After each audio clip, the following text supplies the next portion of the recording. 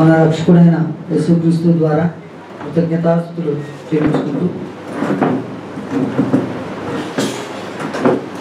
నన్ను ఈ ప్రాంతానికి ఆహ్వానించి మీ ద్వారా నేను, నా ద్వారా మీరు కొన్ని సంగతులు లేఖనాల్లోంచి పరిశీలన చేసి నేర్చుకునేటట్టుగా అవకాశాన్ని కలిగించినటువంటి ఈ స్థానిక క్రీస్తు సంఘానికి, దాన్ని నడిపిస్తున్నటువంటి స్థానిక సంఘ సేవకులకు, వారికి ప్రోత్సాహపరుస్తున్నటువంటి స్థానిక సంఘానికి అంతటికీ మా యొక్క స్థానిక క్రీస్తు సంఘం తరఫున, మా కుటుంబం తరఫున ప్రత్యేకమైనటువంటి వందనాలు తెలియజేసుకుంటూ, గత వారంలో మనం చెప్పుకున్నటువంటి పాఠం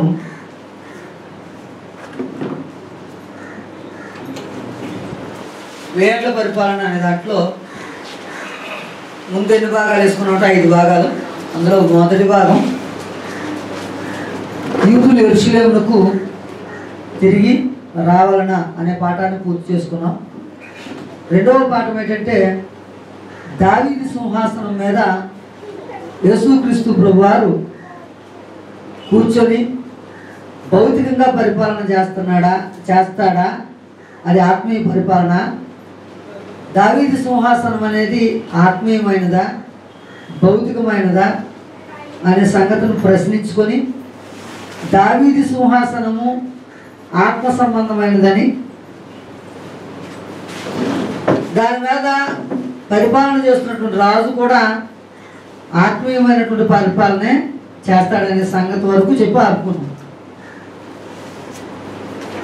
ఇంతకీ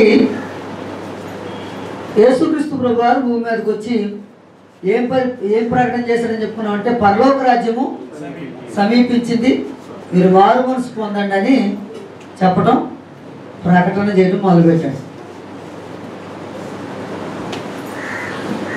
అయితే ఆ ప్రకటన చేసేటప్పుడు దాన్ని మనం ఎలాగా ఆలోచన చేస్తామంటే, దాన్ని సిద్ధపాటు కాలం అని అంటాం.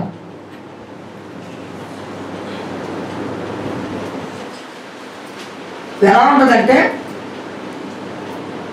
ప్రవచనం, ఆ ప్రవచనాన్ని నెరవేర్చడానికి సిద్ధం చేయటం. ఉదాహరణకి దేవుడు తన రాజ్యాన్ని ఈ భూమి మీద స్థాపిస్తాను అని ఎక్కడ ప్రవచించాడండి? యూదులు ఎక్కడున్నప్పుడు ప్రవచించాడండి? బబులోను చెరలో ఉన్నప్పుడు. ఒక పాయింట్ మనం స్టార్ గుర్తు వేసుకొని చెప్పుకున్నాం. ఏంటంటే ఆ పాయింట్, ఏ పాయింట్ స్టార్ గుర్తు వేసుకొని చెప్పుకున్నాం అండి?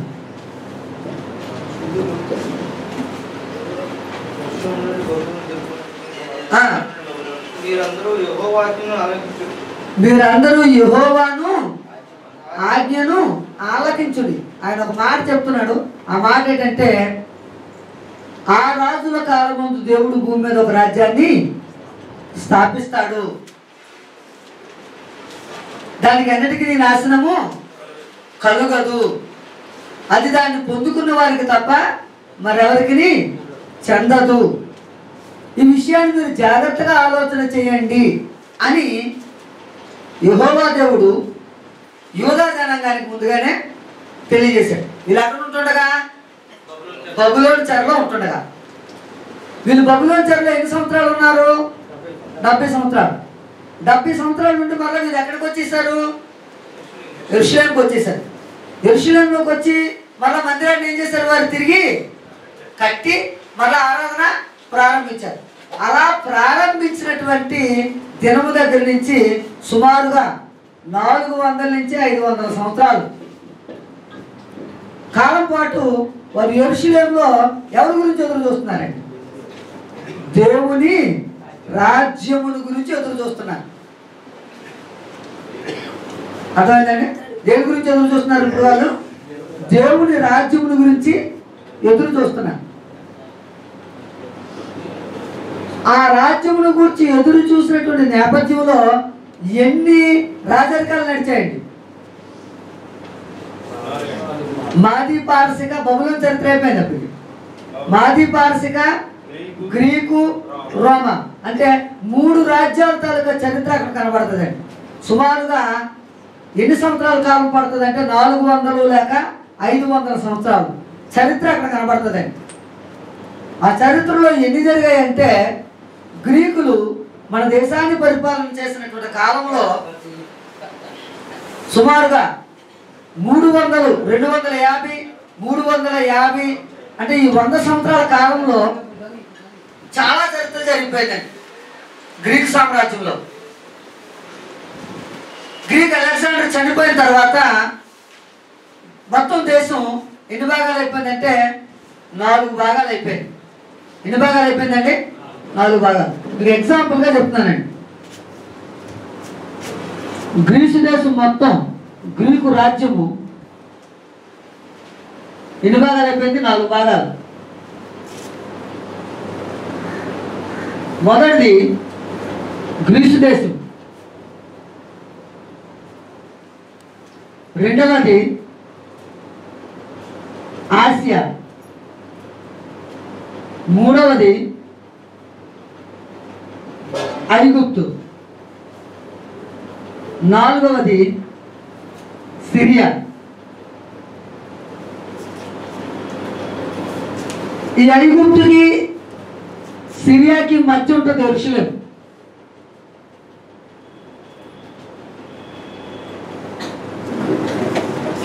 దీని చరిత్ర మనకు అవసరం ఉండదు, దీని చరిత్ర అవసరం ఉండదు, కానీ ఈ రెండింటి తాలూకా చరిత్ర చాలా అవసరం. ఈ పరిపాలన చేసేటప్పుడు ఏమైందంటే ఈ గ్రీసు దేశాన్ని పరిపాలన చేసినప్పుడు ఐగుప్తునేమో టాలమీలు, సిరియానేమో సెల్యూకస్లు పరిపాలించేవారు. వీళ్ళిద్దరికి యుద్ధం జరుగుతూనే ఉండేది. ఐగుప్తుని జయించాలని సెల్యూకస్లు, సిరియాని జయించాలని టాలమీలు, వీళ్ళిద్దరూ యుద్ధం చేసుకుంటూనే ఉండేవారు. వీళ్ళిద్దరి యుద్ధానికి మధ్య ఎవరు నలిగిపోతూ ఉండేవారు అంటే యెరూషలేం, యూదులు నలిగిపోతూ ఉండేవారు. ఎప్పుడైతే ఈ యెరూషలేము టాలమీలు పరిపాలన చేస్తున్నారో అందులో రెండవ టాలమీ చాలా మంచివాడు. ఈ రెండవ టాలమీ వచ్చి ఏం చేశాడంటే యూదులకు కొన్ని ప్రత్యేకమైనటువంటి అర్హతలు ఇచ్చాడు. మీరు ఏ దేశానికైనా వెళ్ళిపోవచ్చు, మేము పరిపాలిస్తున్న ఏ దేశానికైనా మీరు వెళ్ళిపోవచ్చు, మీరు హ్యాపీగా బ్రతకొచ్చు, మీకు ఎటువంటి ఇబ్బందులు లేవు అని చెప్పి వాళ్ళకి సులువైనటువంటి విధానాలు ఏర్పాటు చేశారు. అప్పుడు వారు బ్రతుకు తెరువు కొరకు ప్రయాణాలే వెళ్ళిపోయారు. ఆ ప్రయాణాలే వెళ్ళిపోయినప్పుడు వాళ్ళు ఏం చేయడం మొదలెట్టారంటే 10 కుటుంబాలు కలిపి ఒక దగ్గర ఉండొచ్చు. అలా ఉండడాన్నే సమాజ మందిరాలు కట్టుకోవడం ప్రారంభించారు. అంతకు ముందు వరకు ఏం లేవు, సమాజ మందిరాలు లేవు. ధర్మశాస్త్రంలో సమాజ మందిరాలు ఉన్నాయా? కానీ ఎప్పుడు వచ్చే సమాజ మందిరాలు గ్రీకులు పరిపాలన చేసినప్పుడు వారికి అనుగుణంగా దేన్ని మలుచుకున్నారంటే ధర్మశాస్త్రాన్ని మలుచుకున్నారు. మలుచుకొని వాళ్ళు ఏమన్నా నిర్ణయం చేసుకున్నారంటే సమాజ మందిరాలు కట్టుకోవచ్చు, సమాజ మందిరాల్లో ప్రతి విశ్రాంతి దినాన చేసినటువంటి కార్యక్రమాలు చేయాలా, కానీ సంవత్సరానికి ఒకసారి ఎక్కడికి రావాలా? యెరూషలేముకు వచ్చేయాలి. ఇది కొత్త రూల్ మళ్ళా ప్రవేశపెట్టుకున్నారు. అర్థమైందండి? ఇదే సమయంలో ఈ టాలమీలు పరిపాలన చేసిన కాలంలోనే ఈ టాలమీ ఏం చేశాడంటే ఒక పెద్ద లైబ్రరీ కట్టాడు అలెగ్జాండ్రియాలో. లైబ్రరీ కట్టి ఆ లైబ్రరీలో ఏముండాలని కోరుకున్నాడంటే అన్ని ధర్మశాస్త్రాలు లైబ్రరీలో ఉండాలి. అప్పుడు హీబ్రూలో ఉన్నటువంటి ఈ లేఖన గ్రంథాన్ని తీసుకొచ్చి గ్రీకులోనికి తర్జుమా చేయించాడు 70 మంది యోధా పండితులు చే. దాన్నే క్యాననైజేషన్ అని కూడా అంటారు. అప్పటికి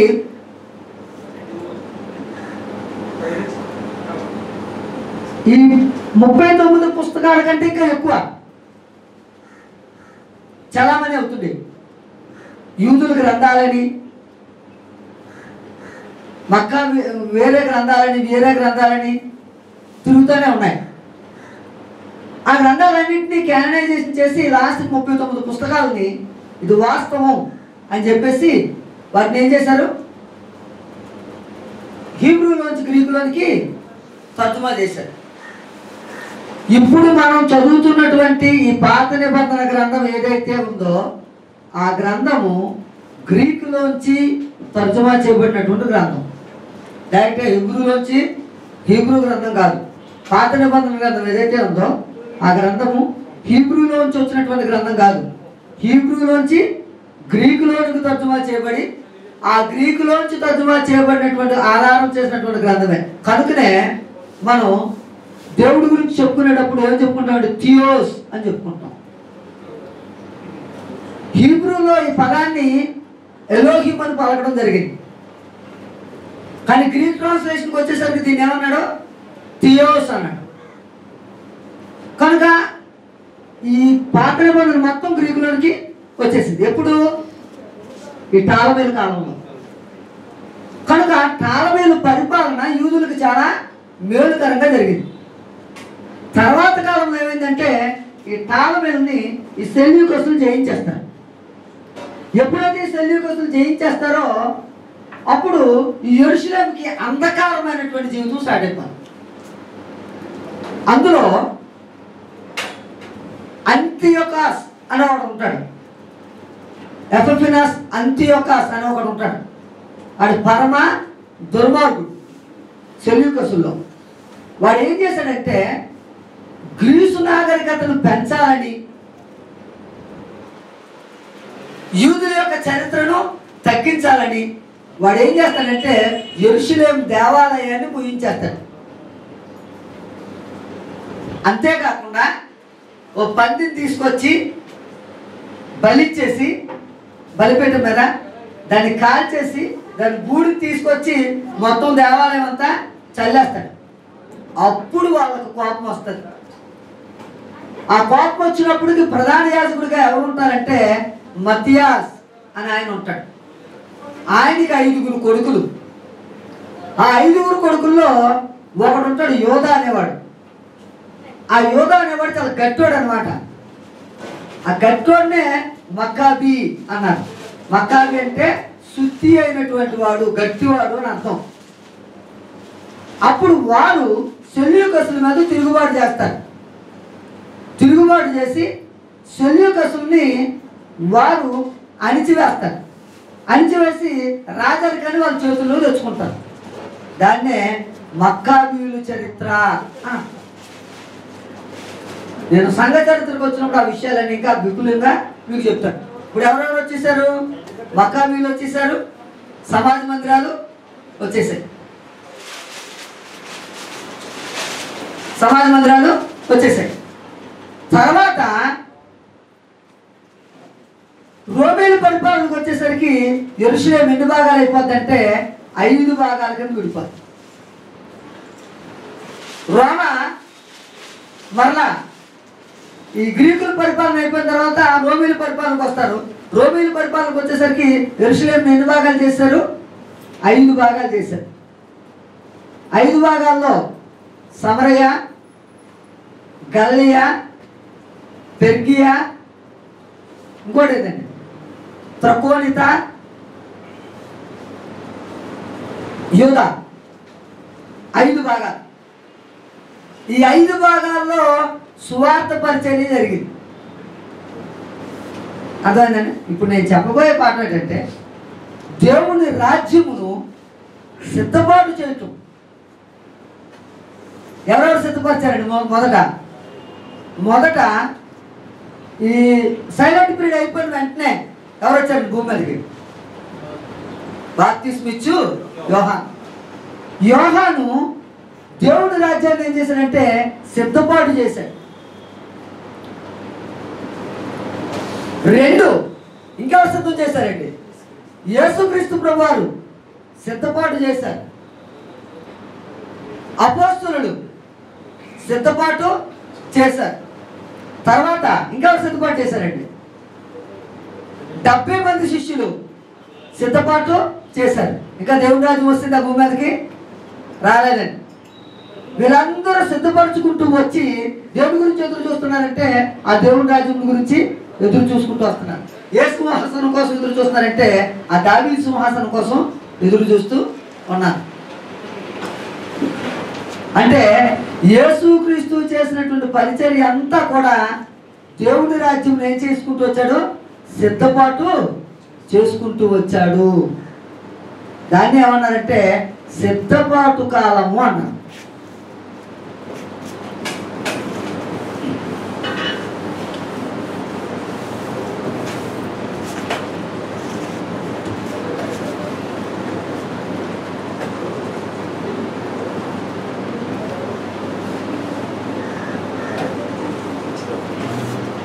మత్తయి సువార్త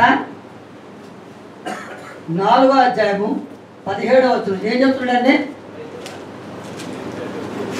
మత్తయి సువార్త 4వ అధ్యాయము 17వ వచనం. అప్పటి నుండి యేసు పరలోక రాజ్యము సమీపించింది కనుక మారు మనసు పొందునని చెప్పుచు ప్రకటింప మొదలు పెట్టాడు. సిద్ధపాటు చేస్తున్నాడు.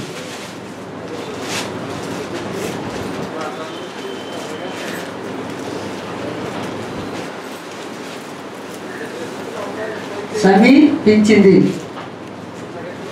మారు మనసు పొందండి.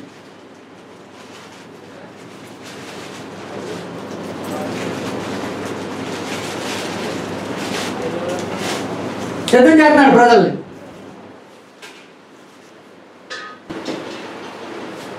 దేని గురించి సిద్ధం చేస్తున్నాడండి?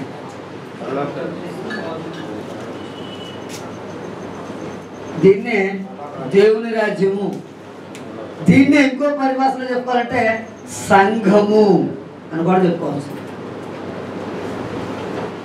అంటే దావీదు సింహాసనం మీద కూర్చోవడం అంటే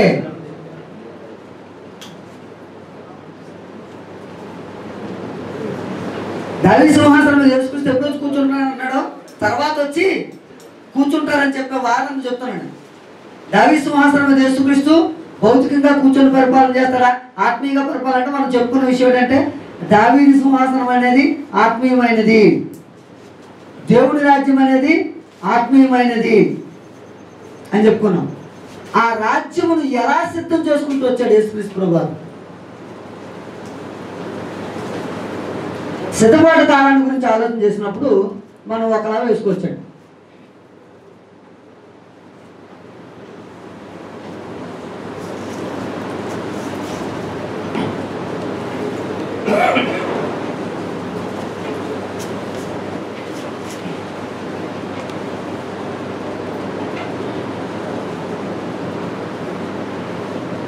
బబులోను చెర నుండి తిరిగి వచ్చి యెరూషలేములో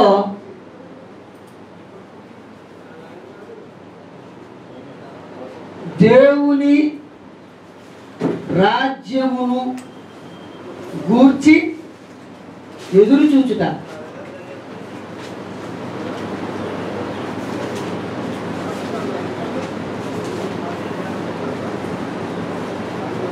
నిశ్శబ్ద కాలం సుమారు 400 నుండి 500 సంవత్సరాలు.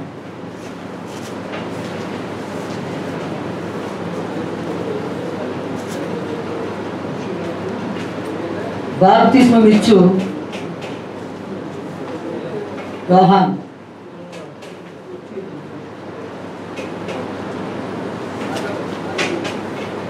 యేసుక్రీస్తు,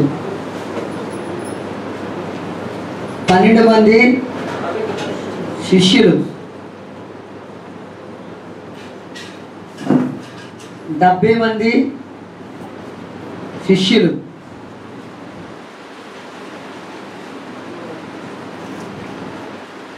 క్రీస్తు మరణం,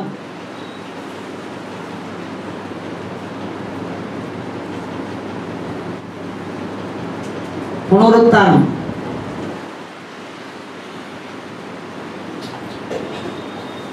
నలభై దినాల పరిచర్య,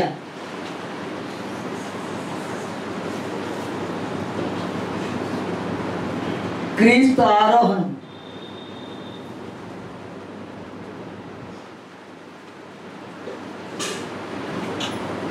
సంఘస్థాపన. క్రీస్తు ఆరోహణమైన తర్వాత ఎదురు చూచుట,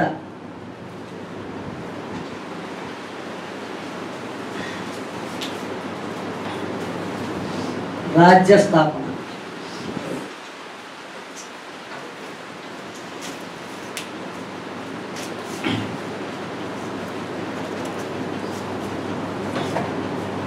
ఇక్కడి నుంచి ఎంతవరకు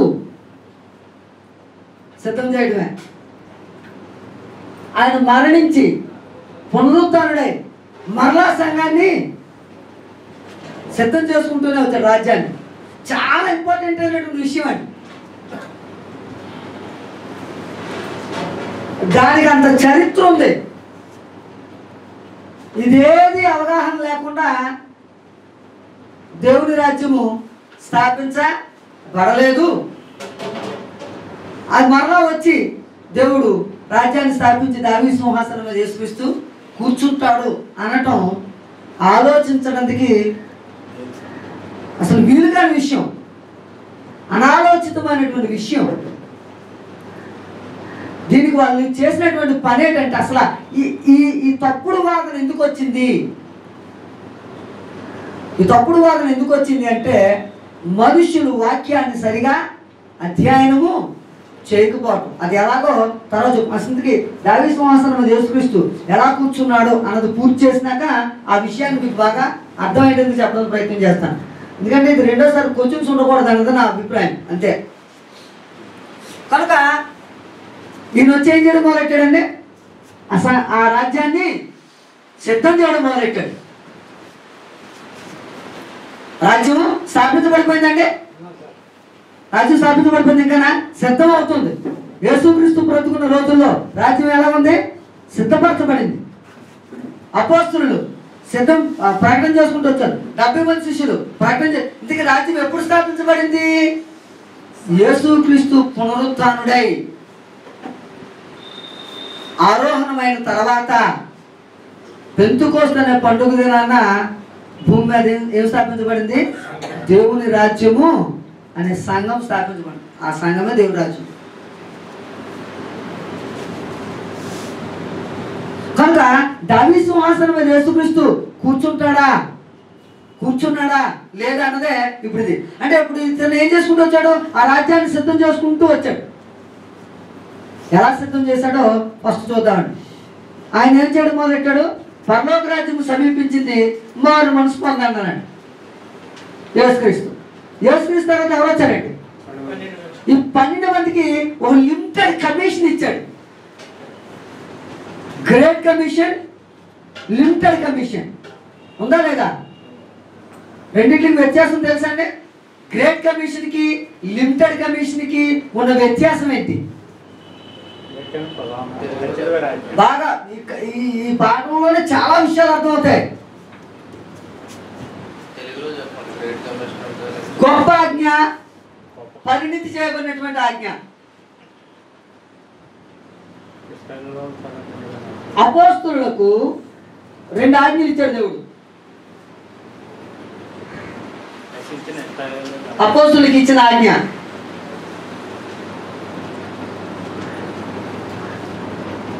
పరిణితి చెందిన ఆజ్ఞ,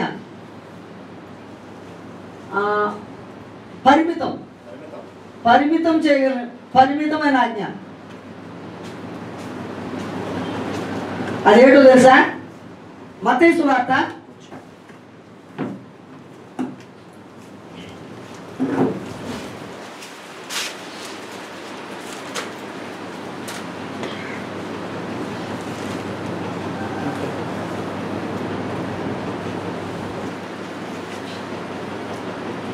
10వ అధ్యాయము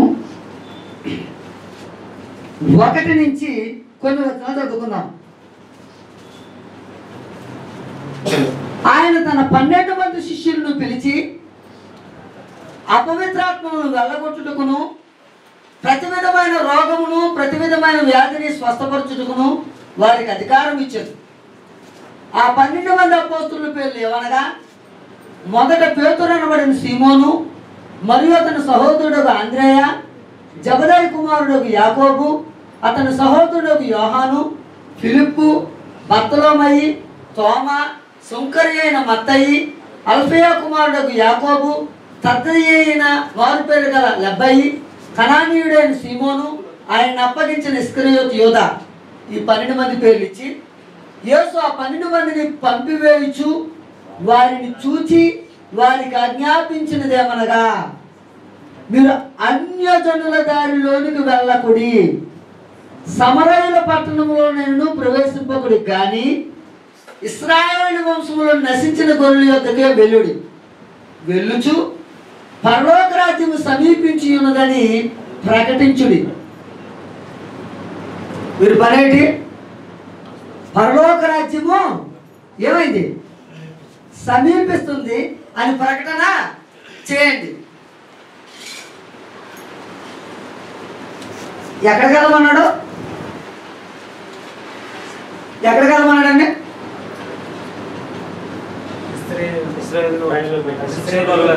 ఇశ్రాయేలీయుల వంశంలోనికి వెళ్ళండి.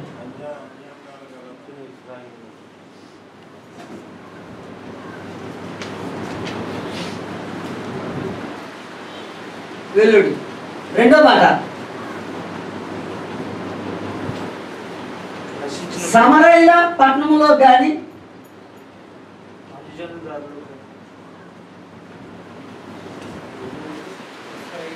అన్యజనుల మార్గాల్లో కానీ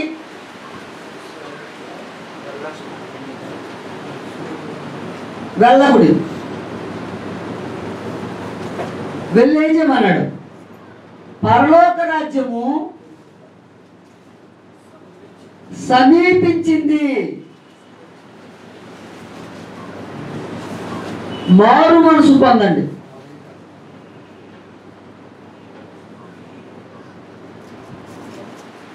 క్లీన్ చేశాడా లేదా? అన్ని జనులకి ఎదురు చూసే అవకాశం ఉందా? సమరయులకు ఎదురు చూసే అవకాశం ఉందా?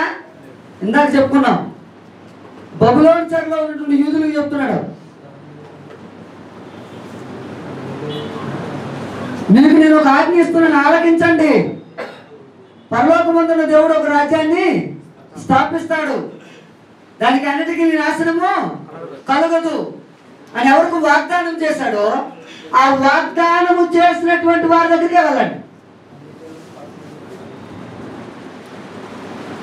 వారు దేని గురించి ఎదురు చూస్తున్నారు? ఆ పరలోక రాజ్యం గురించి ఎదురు చూస్తున్నారు. ఎన్ని వందల సంవత్సరాల నుంచి? సుమారుగా 400 నుంచి 500 సంవత్సరాల నుంచి వాళ్ళు దేని గురించి ఎదురు చూస్తున్నారు? ఆ రాజ్యం గురించి ఎదురు చూస్తున్నారు. కనుక రాజ్యము సమీపిస్తుంది, రెడీగా ఉండండి, మారు మనసు పొందండి అని వారికి ప్రకటన చేయండి అన్నాడు.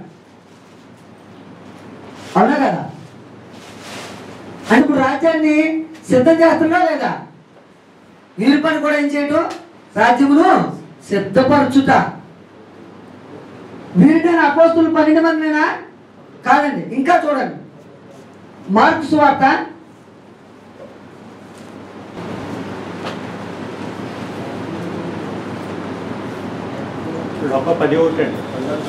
10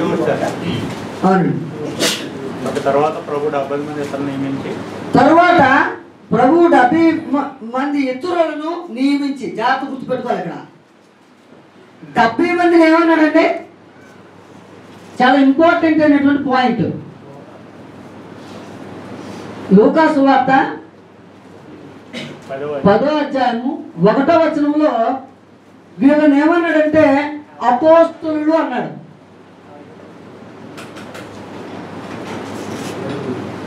ఎవరిని? ఈ 12 మందిని. ఈ 70 మందిని ఏమన్నారు? ఇతరులు అన్నాడు. బాగా గుర్తు పెట్టుకోవాల్సినటువంటి విషయం, వీరు దేవుడి ద్వారా పంపబడ్డవారే, వాళ్ళు దేవుడి ద్వారా పంపబడ్డవారే. కానీ వ్యత్యాసం ఉంది సుమి, వ్యత్యాసం ఉంది సుమి. విషయాన్ని బాగా గుర్తుపెట్టుకోవాలా. వ్యత్యాసం ఉంది సుమి. వ్యత్యాసం ఏంటి అంటే అపోస్తులుడు అనే పేరు. పాఠంలోకి వచ్చినప్పుడు కొన్ని మధ్యలోకి వచ్చినప్పుడు వివరించాల్సి వస్తుంది, మన జాగ్రత్త గుర్తుపెట్టుకోవాలి. ఎవరండి? అపోస్తులుడు. ఇప్పుడు చాలా మంది పెట్టేసుకుంటున్నారు ఆ పేర్లు. అపోస్తులుడు అపోస్తులుడు అపోస్తులుడు అదొక టైటిల్ అయిపోయింది. పేరుకు ముందు అదొక టైటిల్ అయిపోయింది. అదొక గౌరవార్థమైనటువంటి పేరుగా ఈరోజు భూమి మీద అది పరిగణించబడుతుంది. వాస్తవమేనా? అసలు అపోస్తులుడు అంటే అర్థం ఏంటి, దాని భావం ఏంటి అనేది ఇది అయిన తర్వాత కొంచెం లోతుకెళ్ళి చూద్దాం. సైడ్ ఎడిటింగ్ పెట్టుకొని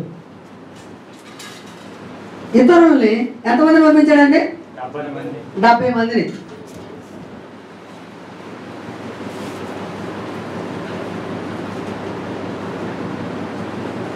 ఎక్కడ పంపాడండి?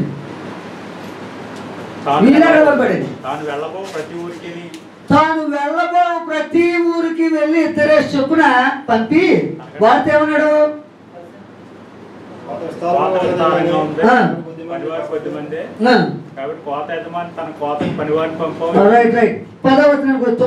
వచ్చాడు. దేవుని రాజ్యము మీ దగ్గరికి వచ్చి ఉన్నదని వారితో చెప్పుడి.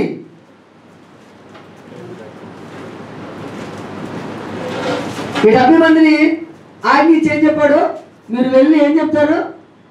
దేవుని రాజ్యము మీ వద్దకు వచ్చి ఉన్నది అని చెప్పండి.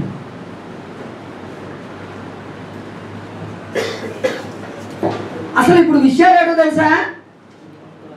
అపోస్తులకు కానీ వీళ్ళకి కానీ దెయ్యాల్ని రోగాల్ని ఈ కార్యక్రమాలన్నీ చేసే ఆ విషయాలన్నీ ఇచ్చాడు అంటే దేని గురించి? మెయిన్ ఇంపార్టెంట్ దేవుని రాజ్య సువార్త కొరకు అది ఉపయోగపడాలి అంతే.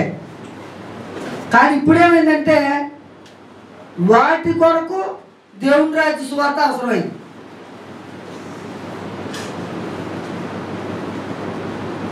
తిరిగి మారిపోయిందండి దాని పరిస్థితి. ఆ కార్యక్రమాలన్నీ చేయండి, కానీ ఇంపార్టెంట్ ఏంటి?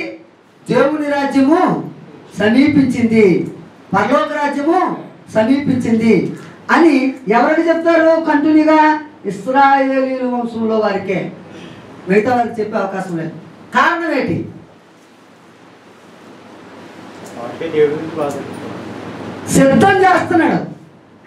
సిద్ధం చేస్తున్నాడు. ఈ రాజ్యం ఎప్పుడు స్థాపించబడాలి అంటే ఆయన మరణించి సమాధి చేసి తిరిగి లేచి తర్వాత రాజ్యము స్థాపించబడాలి. ఆ రాజ్యము దేనితో స్థిరపరచబడాలంటే క్రీస్తు రక్తము ద్వారా స్థిరపరచబడాలి. దావీదు సింహాసనం మీద కూర్చొని పరిపాలన చేయడం అంటే అర్థం ఏంటంటే దావీదు సింహాసనం మీద కూర్చొని ఇతను ఏం చేయాలంటే యాజకత్వం చేయాలి. ఆ యాజకత్వం చేయాలంటే ఇతను ఏం చేయాలంటే ఆ రక్తముతోటి ఆ ప్రజలను కొనుక్కోవాలి. దేవుడు తన రాజ్యాన్ని స్థాపించడం అంటే అర్థం ఏంటంటే ప్రజలను క్రీస్తు రక్తము ద్వారా ఏం చేయబడాలా? కొనుక్కోవాలి. ఆ కొనుక్కున్న అదే దాన్ని పొందిన వారికి కాక అంటే అర్థం అది ఎవరైతే రక్తము ద్వారా కొనబడతారో ఆ కొనబడ్డవాడే దాన్ని పొందుకున్నవాడు. ఆ రాజ్యంలో వారికి అర్హత ఉంటుంది. కనుక ఆ రాజ్యం ఇంకా ఎప్పుడు స్థాపించబడాలంటే ఆయన చనిపోయే తర్వాతే స్థాపించబడాలి. కనుక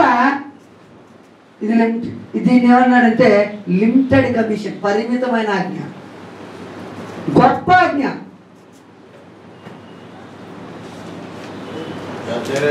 అపోస్తులకు ఇచ్చిన గొప్ప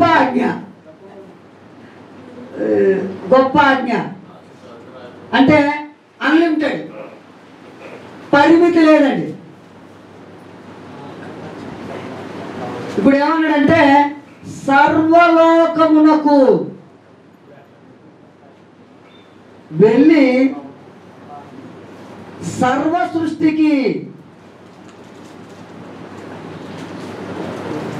సర్వలోకమునకు వెళ్ళి సర్వ సృష్టికి సువార్తను ప్రకటించండి.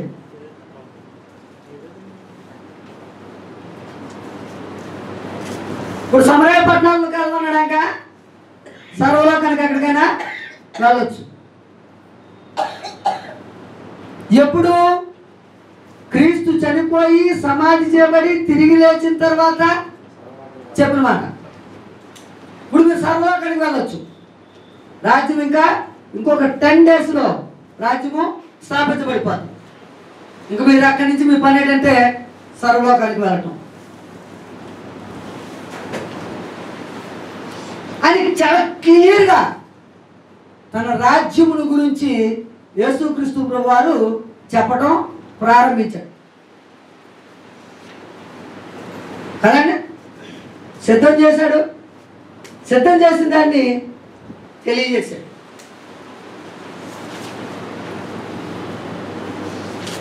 కదా ఇంత క్లియర్గా తన రాజ్యాన్ని స్థాపించాను అని చెప్తుంటే ఇంకా దేవుడు తన రాజ్యాన్ని స్థాపించలేదు అని అంటే ఎవరిని నువ్వు సరిగా అర్థం చేసుకోలేదని అర్థం.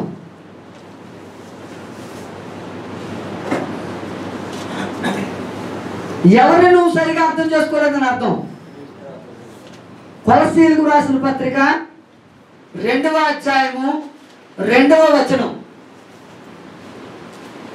కొలస్సీయులకు రాసినటువంటి పత్రిక 2వ అధ్యాయము 2వ వచనం. ఎంతగా పోరాడుతున్నానో మీరు తెలుసుకొనగలుగుతున్నాను. శరీర రీతిగా నా ముఖము చూడుకున్న వారందరూ ప్రేమయందు అతుకుబడి గ్రహించుచున్నారు. మనం సంపూర్ణ భాగ్యము కలిగిన వారై దేవుని మర్మమై ఉన్న క్రీస్తును స్పష్టముగా తెలుసుకున్న వారై.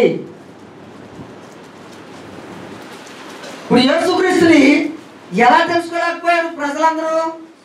స్పష్టంగా తెలుసుకోలేదు. అదే 1000 ఏళ్ల పాలన యొక్క లోపము, మొట్టమొదటి లోపం అది.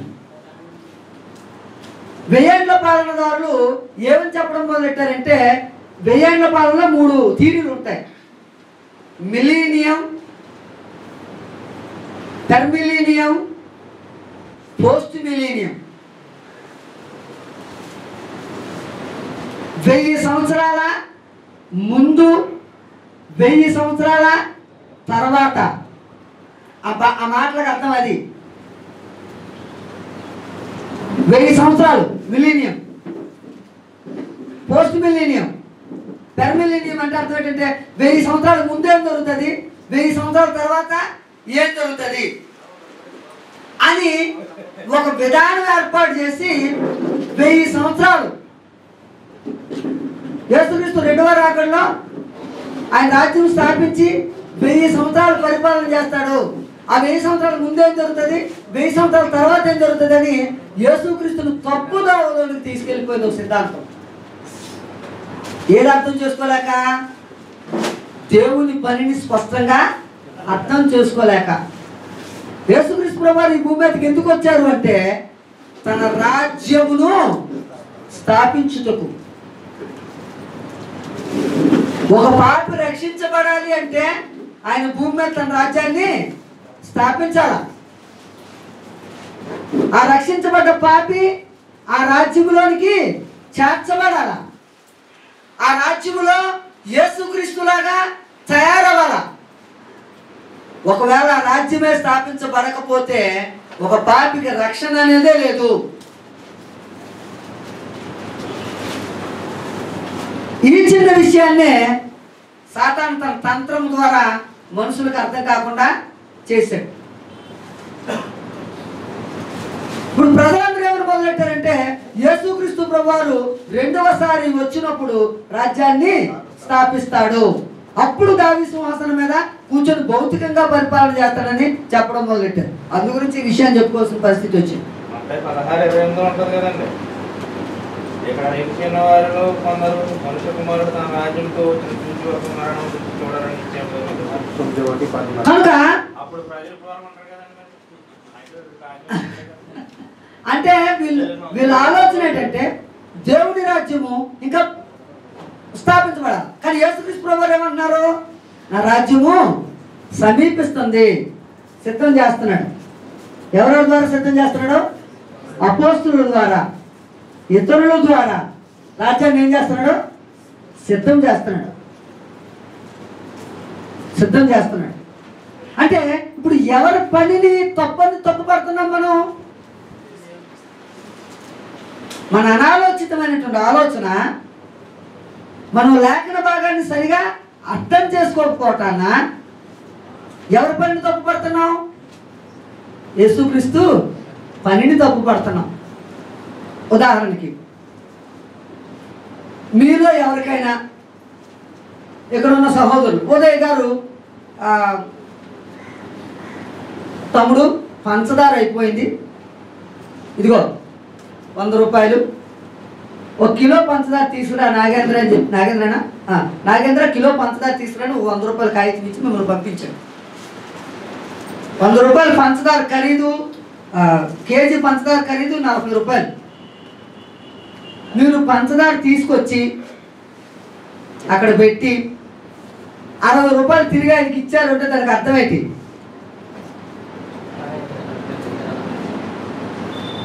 పంచదార తీసుకొచ్చి ఇచ్చేసినట్లు లెక్క.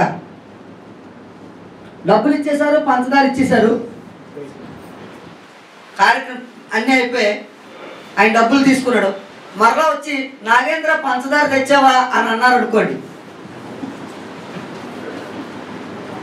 ఉదయ్ గారు వచ్చి మీరేమని అనుకుంటారు చెప్పండి. అసలు దానికి అర్థం ఉందా? టీ తాగేసాడు ఆయన, డబ్బులు జేబులు వేసేసుకున్నాడు, అవునా? కార్యక్రమం అయిపోయింది, మరలా పంచదార తెచ్చామనంటే అంటే నీవు చేసిన పని ఏదైతే ఉందో అది ఆయన అర్థం చేసుకోలేదనే కదా అర్థం. మరి యేసుక్రీస్తు పని ఏదో లోకం అర్థం చేసుకుందా? అసలు యేసుక్రీస్తు భూమి మీదకి ఎందుకు వస్తున్నాడు?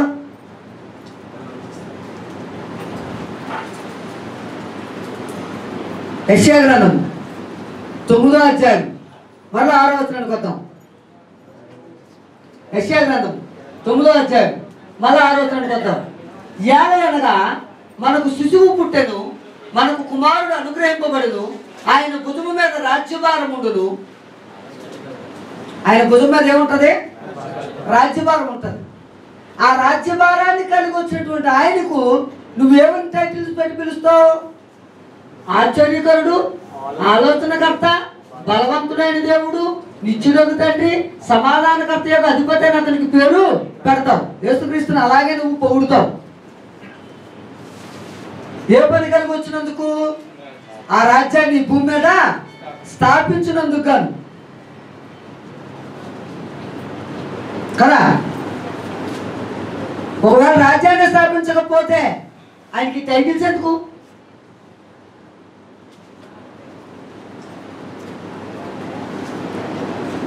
ఇప్పుడు ఒలింపిక్స్ పెట్టారు మన భారతదేశంలో, వెళ్ళినప్పుడల్లా ఓడిపోతున్నాడు ఈయన. అర్జున్ గ్రహీత అని అవార్డు ఇస్తారు కదండి ఓడిపోయినోడికి, మన దేశాన్ని పరువు తీసేసినోడికి ఇస్తారా? ఇవ్వరా? ఆయన పనికని వచ్చి ఆయన పని చేయకుండా వెళ్ళిపోతే ఈ పేర్లన్నీ ఆయనకు ఉంటాయా? మరి పేర్లతో నువ్వు పొగుడుతున్నావు. ఆలోచన ఉండాలి కదా. ఆయనకు ఇంకో మంచి టైటిల్ ఉంది, ఏంటో తెలుసా? తీతుకు రాసిన పత్రిక 1వ అధ్యాయం, తీతుకు రాసిన పత్రిక 1వ అధ్యాయం 4వ వచనం. దేవుడు ఏర్పరచుకున్న వారి విశ్వాసము నిమిత్తమును నిత్య జీవ నిరీక్షణతో కూడిన భక్తికి ఆధారమగు సత్య విషయమైన అనుభవ జ్ఞానము నిమిత్తమును దేవుని దాసుడును యేసుక్రీస్తు అపోస్తుడైన పౌలు మనందరి విశ్వాస విషయంలో నా నిజమైన కుమారుడు తీతుకు శుభమని చెప్పు రాయనిది. ఆ నిత్య జీవమును అబద్ధమాడనేరని దేవుడు అనాది కాలమందే వాగ్దానము చేసెను. అబద్ధమాడనేరని దేవుడు అనాది కాలమందే వాగ్దానం. దేవుడికి ఏం చేత కాదు? అబద్ధం ఆడటం చేత కాదు. యోహాను సువార్త 17వ అధ్యాయం 3వ వచనం. యోహాను సువార్త 17వ అధ్యాయం 3వ వచనం. అద్వితీయ సత్యదేవుడు నిన్నును నీవు పంపిన యేసుక్రీస్తుని ఎరుగుటే నిత్యజీవం. ఒక వ్యక్తి నిత్యజీవం పొందాలంటే యేసుక్రీస్తుని గురించి స్పష్టముగా తెలుసుకున్నవాడై ఉండాలి. అతని పనిని గురించి కానీ అతనిని గురించి కానీ నువ్వు ఎప్పుడైతే ఖచ్చితంగా తెలుసుకోలేకపోయావో నువ్వు పోగొట్టుకునేది ఏదో తెలుసా? నిత్య జీవాన్ని పోగొట్టుకుంటావు. ఆయన ఏమన్నాడు తెలుసా? చేయుటకు నీవు నాకు ఇచ్చిన పనిని నేను సంపూర్ణముగా నెరవేర్చి భూమి మీద నిన్ను మహిమ పరిచితిని. చెప్పిన వ్యక్తి అబద్ధం ఆడేవాడా? ఆయనకు ఒక టైటిల్ ఉందని చెప్పుకున్నప్పుడే అబద్ధమాడా నేరనివాడు. ఇప్పుడు అతను రాజ్యాన్ని స్థాపించలేదు అని అంటే అర్థం ఏంటి? ఇప్పుడు ఏమంటే అర్థం అబద్ధం అన్నాడు దేవుడేనా?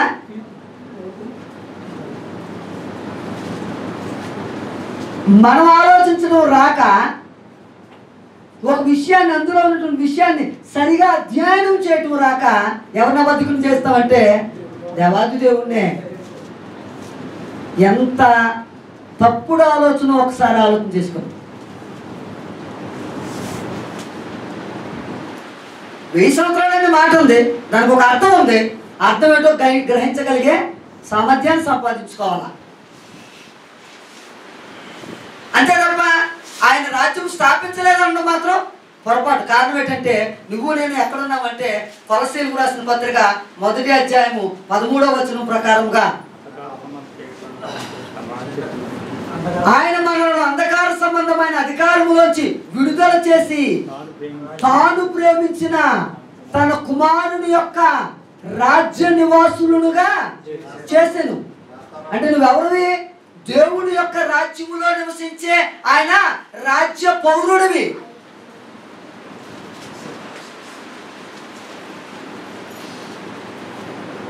నికోదేముతో మాట్లాడుతున్నాడు. నా రాజ్యంలో ప్రవేశించాలంటే ఒకడు నీటి మూలముగాను ఆత్మ మూలముగాను తిరిగి జన్మించాల. నువ్వెవరివి? నీటి మూలముగా ఆత్మ మూలముగా తిరిగి జన్మించినటువంటి వాడివి. ఆయన రాజ్యంలో ప్రవేశానికి హక్కు కలిగినటువంటి వాడివి. అలా కలిగినటువంటి నువ్వే ఇంకా రాజ్యం స్థాపించబడలేదంటే ఇంతకు నువ్వు ఎక్కడున్నావు అన్న మాట అయితే దీనికి ఇంతకని నువ్వెక్కడ ఉన్నావు? నువ్వెక్కడ ఉన్నావు?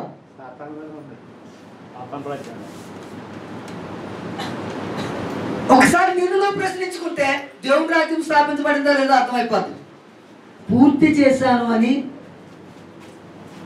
తండ్రి అయిన దేవునికి యేసుక్రీస్తు ప్రభువారే తన విజ్ఞాపన తెలియజేశారు. కనుక ఇప్పుడు డౌట్ ఎక్కడ వచ్చిందంటే యేసుక్రీస్తు దావీదు సింహాసనం మీద కూర్చున్నాడా లేదా? అయితే కూర్చుంటే పరిపాలన ఎలా ఉంటుంది? ఇప్పుడు చాలా మందికి ఈ పరిపాలన అనే దగ్గరే వచ్చేసిన సమస్య. అది ఎంతవరకు సమస్య కూర్చుందంటే క్రీస్తు సంఘాల్లో కూడా సమస్య అయింది. ఎలాగంటే దేవుని రాజ్యము ముందు నుంచి ఉందని కొంతమంది, క్రీస్తు వచ్చినాకే దేవుని రాజ్యం స్థాపించబడిందని కొంతమంది, క్రీస్తు సంఘాల్లో కూడా వివాదమైనటువంటి బోధ వచ్చింది. ఇందుకే దేవుని రాజ్యం అనగా ఏంటి?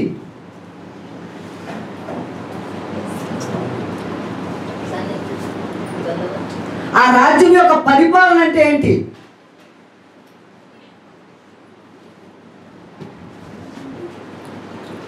పరిపాలన అనే మాటకు గ్రీక్ వర్డ్ ఏది ఉపయోగించాడంటే రాజ్యం అనే మాటకు బాసిలియా అనే పదం ఉపయోగించాడు. ఆ బాసిలియా అనే పదాన్ని పట్టుకొని ఇప్పుడు ఏం చేయడం మొదలెట్టారంటే పరిపాలన అంటే ఇక అంత ముందు నుంచి ఉంది కదా చట్టం అంతా అని మొదలెట్టారు.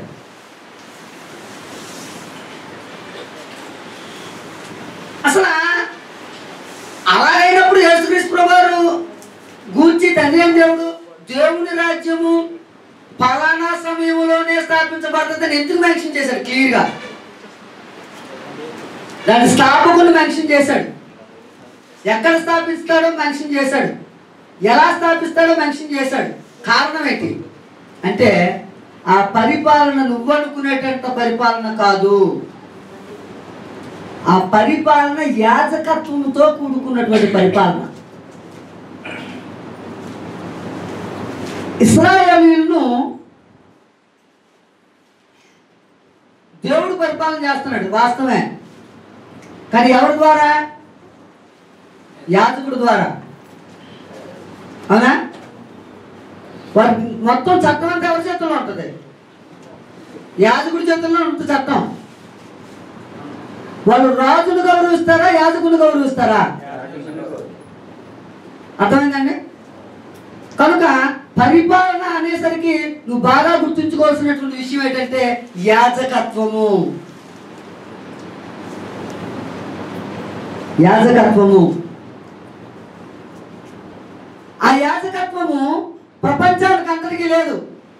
ప్రపంచానికి అందరికీ యాజకత్వం ఎప్పుడు వచ్చిందంటే యేసుక్రీస్తు వచ్చినాకే. ఈ విషయాలు బాగా ఇంకా లోతుకెళ్ళి చెప్పడానికి ప్రయత్నం, ఆ రాజ్యం అనే సబ్జెక్ట్ వచ్చినప్పుడు ఖచ్చితంగా చెప్తాను ఆ విషయాలు. కనుక ఇక్కడ జరిగిన సంగతి ఏంటంటే రాజ్యాన్ని ఏం చేస్తున్నాడు? సిద్ధం చేస్తున్నాడు. ఈ రాజ్యము ఆయన చనిపోయి సమాధి చేయబడి తిరిగి లేచి ఆయన వెళ్ళిన తర్వాత 10 రోజుల్లో రాజ్యం ఏర్పడుతుంది, స్థాపించబడుతుంది. ఆ రాజ్యమును గురించి మీరు సర్వలోకానికి వెళ్ళి చెప్పండి అని చెప్పాడు. ఈరోజు నువ్వు స్వార్థ పని చేస్తున్నావు అంటే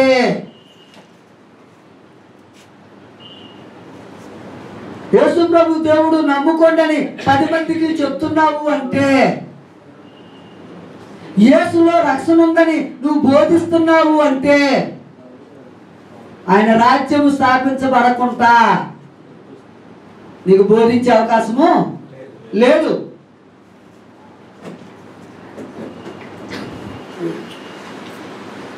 ఆ విషయాన్ని నువ్వు అర్థం చేసుకోలేకపోతున్నావు. ఒక్కసారి ఆలోచనలకు వెళ్దాం. ఇందుకీ ఈయన రాజ్యం ఏం చెప్పాడండి?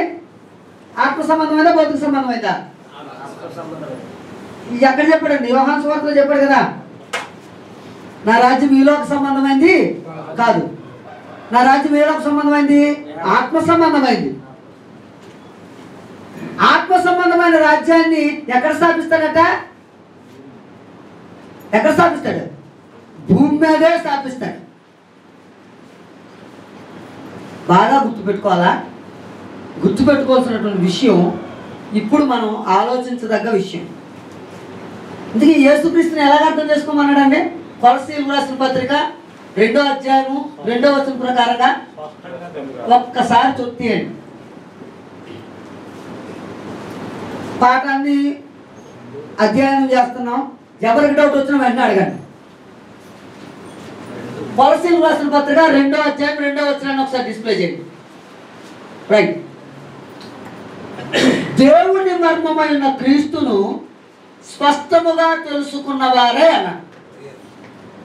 దేవుని మర్మమైన క్రీస్తుని ఎలా తెలుసుకోవాలా? స్పష్టంగా తెలుసుకోవాలి.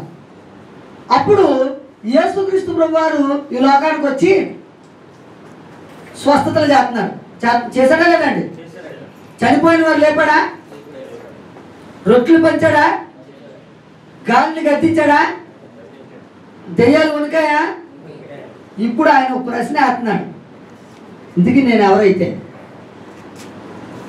నేను ఎవరని మీరు అనుకుంటున్నారు అని ముందు శిష్యులు పిలిచి అన్నాడు. అబ్బాయి, నా దగ్గరకు వచ్చి భోజనాలు బాగానే చేస్తున్నారు, స్వస్థతలు ఆరోగ్యాలు అన్నీ బాగానే జరుగుతున్నాయి, ఇందుకే నా గురించి ప్రజల యొక్క అభిప్రాయం ఏంటి అని అడిగాడు. మత్తయి సువార్త 16వ అధ్యాయము 13వ వచనం. ఇప్పుడు వాళ్ళు యేసుక్రీస్తుని ఎంత స్పష్టంగా తెలుసుకుంటున్నారో చూద్దామండి. 16-13. యేసు ఫిలిప్పుదైన కైసరయ ప్రాంతములకు వచ్చి, ఏ ప్రాంతానికి వచ్చాడు? కైసరయ ప్రాంతానికి వచ్చాడు. వచ్చి అక్కడ ఏమని అడుగుతాడు చూడండి శిష్యులతో, మనుష్య కుమారుడు ఎవడని జనులు చెప్పుకొనుచున్నారని తన శిష్యులను అడుగుగా. మీటింగ్లకు వస్తారంతా, నన్ను ఎలాగ అర్థం చేసుకుంటున్నారు, ప్రజల తాలూకు అభిప్రాయం ఏంటి అని ఎవరిని అడిగారు? శిష్యుల్ని అడిగారు. మరి ప్రజాభిప్రాయం శిష్యులు గ్యాదరుతున్నారు కదా, ఆ ప్రజాభిప్రాయాన్ని ముందు చెప్తున్నారు. చూడండి ఏం చెప్తున్నారు తెలుసా? కొందరు బాప్తిస్మిచ్చు యోహాననియు, కొందరు ఏలియా అనియు, కొందరు ఇర్మియా అనియు, లేక ప్రవక్తల్లో ఒకడనియు చెప్పుకొనుచున్నారండి. అంటే ఇతడు మెస్సీయా అని కానీ, దేవుని కుమారుడని కానీ, లోకాన్ని రక్షించేవాడని కానీ ఎవ్వరికి ప్రజలకి ప్రవక్తల్లో ఒకడట. బోల్డ్ మంది ప్రవక్తలు వచ్చారు, ఆ ప్రవక్తల్లో ఈయన ఒక ప్రవక్త. వీళ్ళందరూ ఎవరంటే ఆరోగ్యాలు బాగు చేసుకున్న వాళ్ళు, భోజనాలు తిన్నవారు, వీళ్ళందరూ మహానుభావులు.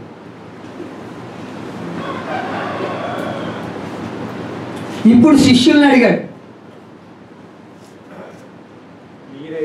మీరైతే అందుకైనా మీరైతే నేను ఎవడని చెప్పుకొనుచున్నారని వారిని అడిగాను. అదే ప్రశ్న ఈరోజు నేను ఏమై ఉన్నాను అని మనల్ని అడిగితే మనం చెప్పే ప్రశ్న ఏంటి?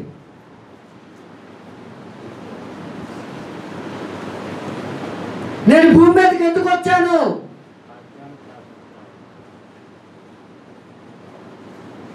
నన్ను విశ్వసిస్తున్న వాళ్ళారా, నన్ను నమ్ముకున్న వాళ్ళారా, నేను భూమి మీదకి వచ్చి చేసిన పనేటి అని మనల్ని ప్రశ్నిస్తే మనం చెప్పే సమాధానం ఏంటి? నువ్వేమనుకుంటున్నావు? వాళ్ళు ఖచ్చితంగా అద్భుతంగా చెప్పారు, నీవు సజీవుడు ఒక దేవుని కుమారుడు అయినా క్రీస్తువి, నువ్వు మమ్మల్ని పరిపాలించడానికి వచ్చినటువంటి రాజువు, మేము ఎదురు చూస్తున్నటువంటి రాజ్యానికి అభిషక్తుడు నీవే. క్రీస్తు అనగా మెస్సియా అని అర్థం కదా. ఇలా ఎవరి గురించి ఎదురు చూస్తున్నారు? 400 నుంచి 500 సంవత్సరాలు ఎవరి గురించి ఎదురు చూస్తున్నారు? ఎవరి గురించి ఎదురు చూస్తున్నారు? మెస్సియా కోసం ఎదురు చూస్తున్నారు. ఆ మెస్సియవు నీవే అని చెప్పారు ఎవరు? శిష్యులు. మరి నువ్వు నేనేం చెప్తున్నావు?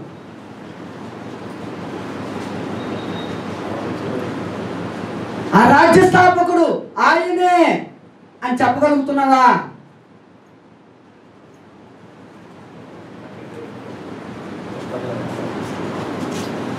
ఈ జనులకి ఇప్పుడు ఉన్నటువంటి జనులకి వ్యత్యాసం ఏమైనా ఉందా?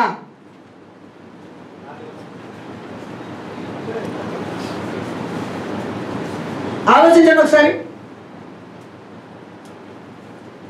అప్పుడు ఉన్నటువంటి జనులకి ఇప్పుడు ఉన్నటువంటి జనులకి వ్యత్యాసం ఏమైనా ఉందా? ఎందుకంటే ఆయన పనిని నువ్వు తెలుసుకోలేకపోయావు. అప్పుడు ఆయన అంటాడు, నువ్వు సజీవుడు ఒక దేవుని కుమారుడు అని క్రీస్తు అని చెప్పాను. సీమోన్ అందుకు యేసు, సీమోన్ బరయోనా నీవు ధన్యుడు, పరలోకమందున్న నా తండ్రి ఈ సంగతి నీకు బయలుపరచలే కానీ నరుడు నీకు బయలుపరచలేదు. మరియు నీవు పేతురువు, ఈ బండ మీద నా సంగమును కట్టుదును, పాతాళలోక ద్వారము దాని ఎదుట నిలువనేరవని నీతో చెప్పుచున్నాను. నాలుగేళ్ళమ్మ, పరలోక రాజ్యం యొక్క తాళపు చెవులు నీకు ఇచ్చేదను. నీవు భూలోకమందు దేని బంధించుతావో అది పరలోకమందును బంధింపడు, భూలోకమందు దేని విప్పుదో అది పరలోకమందు అతనితో చెప్పాను. అటు పిమ్మట తాను క్రీస్తు అని ఎవరితోనూ చెప్పవద్దని ఆయన తన శిష్యులకు ఖండితముగా ఆజ్ఞాపించను. ఇది ఇంపార్టెంట్ అయినటువంటి విషయం. నువ్వు చెప్పావు సరే, నా గురించి నీకు అర్థమైంది, వాళ్ళకి అర్థం అవ్వలేదు, ఓకే బాగానే ఉంది, కానీ ఈ విషయం ఇంకా వెల్లడి చేయక. ఎందుకని?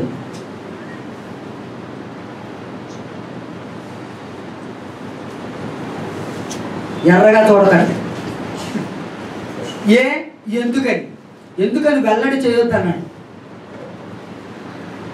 కారణం ఏమన్నా ఉందంటారా? ఏటా కారణం? అతడు ఎప్పుడు ప్రకటించుకోవాలా? అయిన తర్వాతే చెప్పాలి. యేసుక్రీస్తు ఎప్పుడు క్రీస్తు అని చెప్పుకోవాలంటే దావీదు సింహాసనం మీద ఎక్కిన తర్వాతే.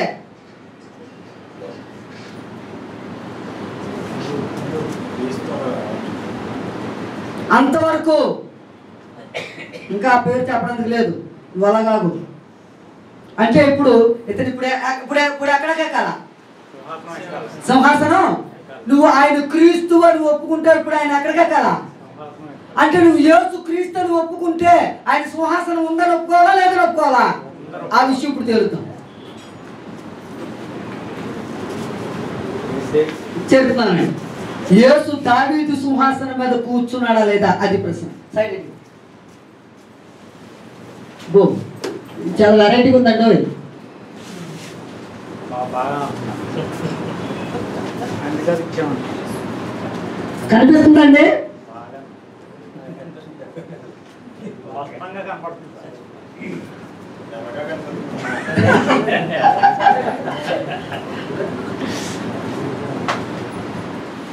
కూర్చుని పరిపాలన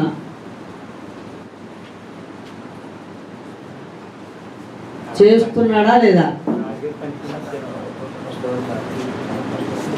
అగోండి అంత అక్షరం రాస్తే ఇంత పొడుగు వచ్చిందండి. చేస్తున్నాడా లేదా తేల్చేద్దామండి. ఇప్పుడు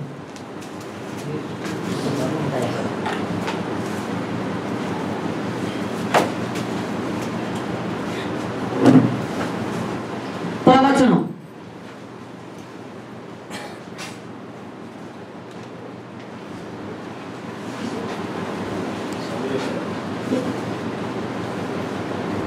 ముందు ప్రవచనం చూద్దాం.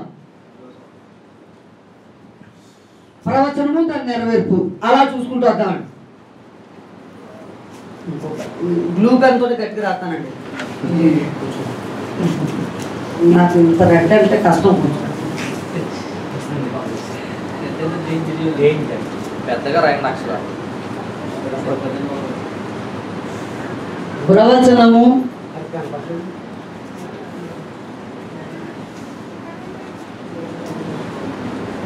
దాని నెరవేర్పు చూద్దాం.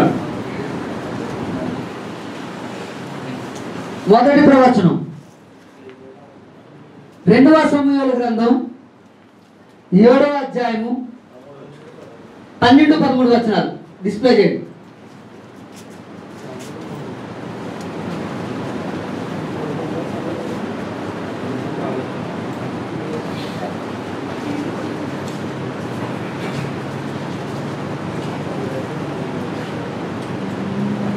ప్రవచనం చూద్దాండి. ఫస్ట్, నీ దినములు సంపూర్ణములగినప్పుడు నీవు నీ పితరులతో నిద్రించిన తరువాత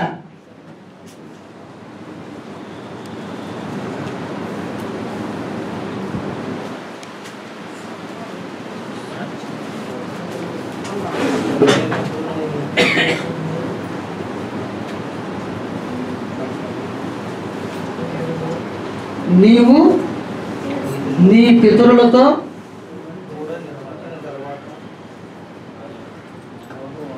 కూడా నిద్రించి చనిపోయిన తర్వాత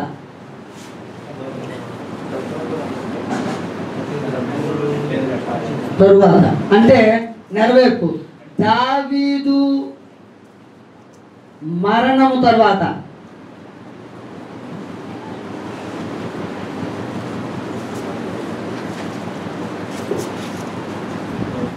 రెండు, నీ గర్భములో నుండి వచ్చిన సంతతిని హెచ్చించి రాజ్యము అతనికి సిద్ధపరచుదును.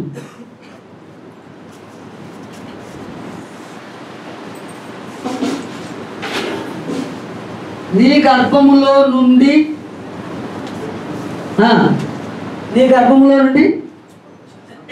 వచ్చిన వారిని హెచ్చించి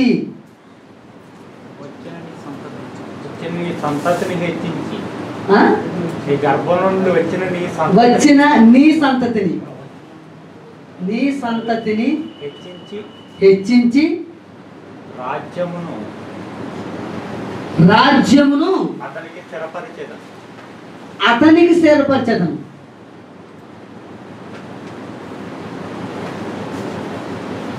పరచదను. ఓకే, చూద్దాం. ఇప్పుడు దావీదు కుమారుడు ఎవరండి? సొలొమోను. సొలొమోను సింహాసనం స్థిరపరచబడిందా, పోబడిసారా? సొలొమోను తర్వాత రెహబాము, రెహబాము తర్వాత విడిపోయింది. ఎక్కడితో ఆగిపోయింది? ఇది యొకొన్యాతో ఆగిపోయింది. ఇక రాజ్య సింహాసనం స్థిరపరచబడిందా, పోయిందా? పోయింది. ఇక ఎవడు మరలా యూదుల్లో రాజుగా ఉండవాడు. మరి ఇప్పుడు ఈ ప్రవచనం ఏమైపోతుంది? తప్పైపోతుంది. అయితే ఈ ప్రవచనం భౌతిక సంబంధమైనటువంటి వాడి కోసం కాదు. ఇంతకీ ఎవరైతే ఆలోచించారు, నీ గర్భంలో నుండి వచ్చిన నీ సంతతిని హెచ్చించి రాజ్యమును అతనికి స్థిరపరచదను. ఆయన గర్భంలో నుండి వచ్చినటువంటి వాడే అయి ఉండాలి. అతను ఎవరో చూద్దామండి. మత్తయి సువార్త 1వ అధ్యాయం 1వ వచనం.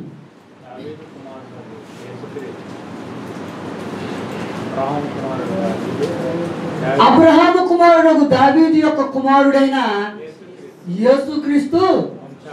ఇప్పుడు దావీదు యేసుక్రీస్తు ఎవరి కుమారుడు అని చెప్తున్నాడు ఇక్కడ.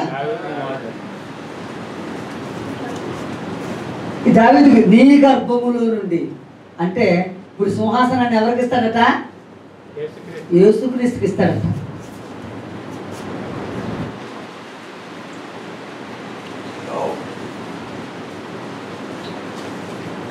దావీదు కుమారుడైన యేసుక్రీస్తు.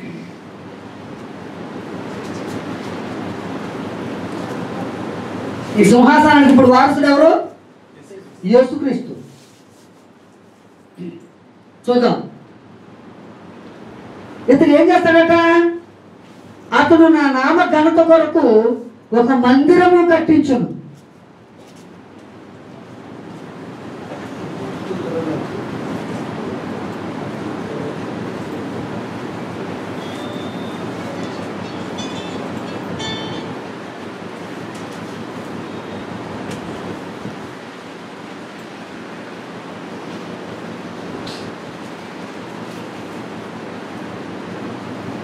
జాగ్రత్త గుర్తుపెట్టుకోండి. ఇతను ఏం చేస్తాడట ప్రవచనంలో? నా నామఘనత కొరకు ఒక మందిరము కట్టించు. శిష్యులు వచ్చి యేసుప్రభు గారి దగ్గరికి వచ్చి, అయ్యా మన దేవాలయం చూసారు ఎంత బాగుందో, అద్భుతంగా ఉంది అన్నాడు. ఈయన అంటాడు అది రాతి మీద రాయి లేకుండా పడిపోద్ది అని ఈయన అన్నాడు. కట్టిస్తాడని ఆయన అంటే ఈయన అంటున్నాడు పడిపోద్దని ఈయన అన్నాడు. ఎందుకు ఇతను మరి ఏడు సంగతి. పోనీ యెరూషలేము దేవాలయము ఎప్పుడు కూలదోయబడింది? 70వ సంవత్సరములో. ఎవరు కూలదోశారు? టైటస్ అనే రోమా సైనికుడు. తర్వాత అతను చక్రవర్తి అయ్యాడు. ఆ టైటస్కి ఎవరు స్నేహితుడు అంటే ఫ్లేవియస్ జోసిఫస్ అని ఆయన స్నేహితుడు. అయితే దాని తర్వాత అక్కడ మందిరం ఇప్పుడు ఆ మందిర స్థానంలో ఏముంది? ఎప్పుడు కట్టారు ఆ మసీదు? 10వ శతాబ్దంలో కట్టారు. ఎవరు కట్టారు? హుమార్ అని ఆయన కట్టేశాడు. ఇప్పుడు యేసుక్రీస్తు ప్రభు వారు రెండవసారి వచ్చి ఇప్పుడు ఈ ప్రవచన ప్రకారం అయితే ఏం చేయాలా? మరలా మందిరం అక్కడ కట్టాల. మరలా మందిరం కడతానని ఎక్కడైనా చెప్పాడా? ఎందుకు ఇతను కట్టిన మందిరం ఏంటో చూద్దాం. ఇక్కడ 1 పేతురు పత్రిక 2వ అధ్యాయం 5వ వచనం నెరవేర్పులో. 1 పేతురు పత్రిక 2వ అధ్యాయం 5వ వచనం. యేసుక్రీస్తు ద్వారా దేవునికి అనుకూలములకు ఆత్మ సంబంధమైన బలు అర్పించుటకు పరిశుద్ధ యాజకులుగా ఉండునట్లు మీరును సజీవమైన రాళ్ళవలే నుండి ఆత్మ సంబంధమైన మందిరముగా. ఇప్పుడు ఈయన ఏ మందిరం గురించి చెప్పాడు? ఆత్మ సంబంధమైన మందిరం ఒకటి కడతాడు. ఆ కట్టినోడు ఎవరంటే యేసుక్రీస్తు ద్వారానే.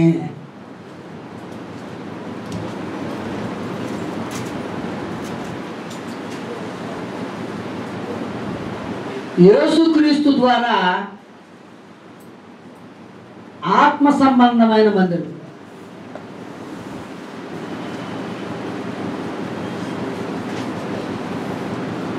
మందిరముగా కట్టబడుతున్నారు.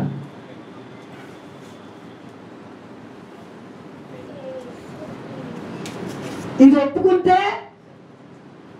ఈ ప్రవచనం నెరవేరింది. ఇప్పుడు భూమి మీద యాజకత్వం చేస్తున్నటువంటి ఏ సేవకుడైనా నేను ఆత్మ సంబంధమైన మందిరంగా కట్టబడుతున్నాను అని ఒప్పుకుంటే ఈ ప్రవచనం ఏమైపోయినట్టు. అంటే ఇతను ఏం చేయబడలేదని అర్థం. ఇంకానైతే ఇతను మందిరంగా కట్టబడలేదన్నమాట. అసలు ఇతను ఎవరో ఇతనికి తెలియదు అనమాట.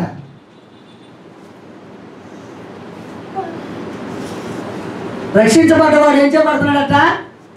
యేసుక్రీస్తు ద్వారా దేవునికి అనుకూలములకు ఆత్మ సంబంధమైన బలులు అర్పించుటకు పరిశుద్ధ యాజకులుగా ఉండునట్లు మీరును సజీవమైన రాళ్ళవలే నుండి ఆత్మ సంబంధమైన మందిరముగా కట్టబడుతున్నారు. అంటే ప్రవచనం ఏమవుతుంది? ఇప్పుడు నెరవేరుతుంది. ఎప్పుడైతే నువ్వు సజీవమైన రాయల వల్ల ఉండి ఆత్మ సంబంధమైన బలు అర్పిస్తున్నావు, ఆల్రెడీ నీ ద్వారా యేసుక్రీస్తు మందిరాన్ని కట్టించాడు. తర్వాత ఇంకా ఇంకా ఇక్కడ చూద్దామండి. ఈ ప్రవచనం మొత్తం నెరవేరు చూసేయాలి.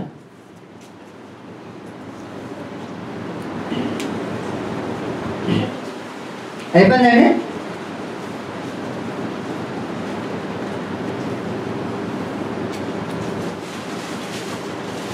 అది ఏమవుతుందట? ఎఫెసీ పత్రిక 2వ అధ్యాయం 21వ వచనం.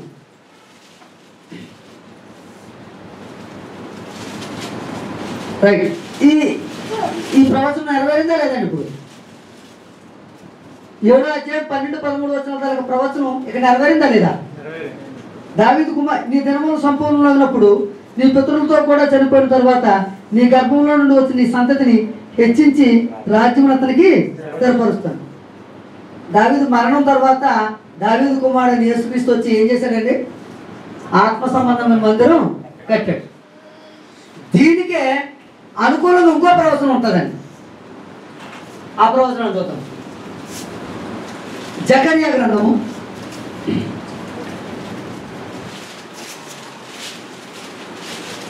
10 కింద రాసుకో. ఈ ప్రవచనంలో జకర్యా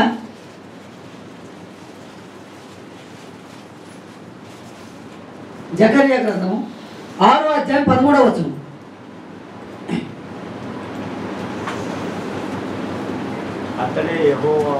అతడే యెహోవా ఆలయమును కట్టును, అతడు ఘనత వహించుకొని సింహాసనాసీనుడై ఏలును. సింహాసనాసీనుడై అతడు యాజకత్వము చేయగా ఆ ఇద్దరికి సమాధానకరమైన యోచనలు కలుగును. ఇది ప్రవచనం కదా. ఆ ప్రవచనం ఒకటి రాసుకోండి ముందు. ఆ ఇద్దరికి ఇప్పుడు వివరిస్తానండి. ప్రతిదీ విడదీసి అదిగా రాస్తున్నాను ఇక్కడ. అతడే యెహోవా ఆలయమును కట్టును. మొదటిది.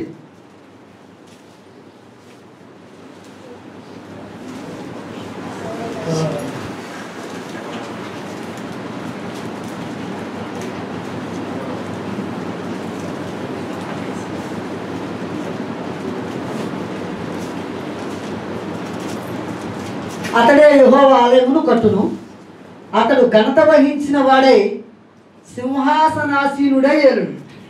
అంటే గొప్పవాడై, అతడు ఘనత వహించిన వాడై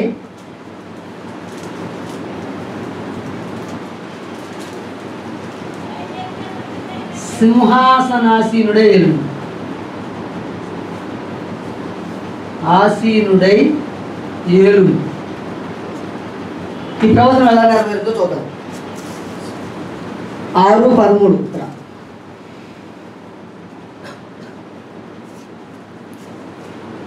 ఎఫెసీయులకు రాసిన పత్రిక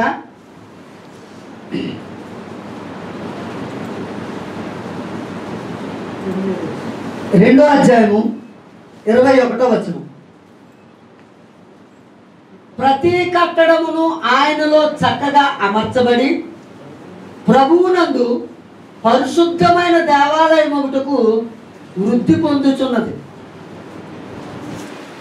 ఆలయం, పరిశుద్ధమైన ఆలయం అంటే ప్రతి వ్యక్తి మార్పు చెంది ఆయనలో అమర్చబడి అతడు ఎలా కట్టబడుతున్నాడట? పరిశుద్ధమైన దేవాలయంగా కట్టబడుతున్నాడు. నువ్వు ఎప్పుడైతే ఆయనలో అమర్చబడ్డావో నీ ద్వారా అతను ఏం కడుతున్నాడో. ఇప్పుడు ఒక మందిరాన్ని ఒక బిల్డింగ్ కట్టాలంటే ఏం కట్టాలా? ఒక ఇటుక వేయాలా?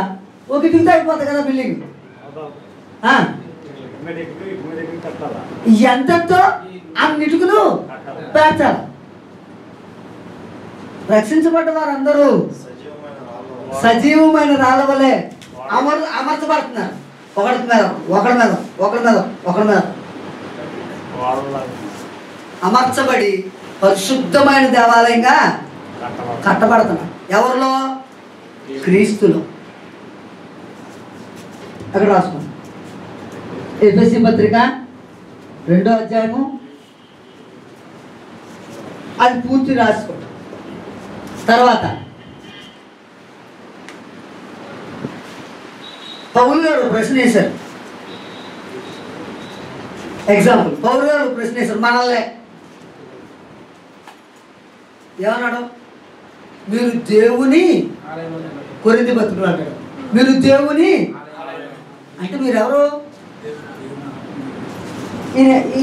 ఇతడు ఏం కడతారట అంటే ఇప్పుడు వీళ్ళు ఏ ఆలయం కడతారని అనుకుంటున్నారు? వీళ్ళు భౌతికమైన ఆలయం. ఆయన ఏ ఆలయం కడతానన్నాడు?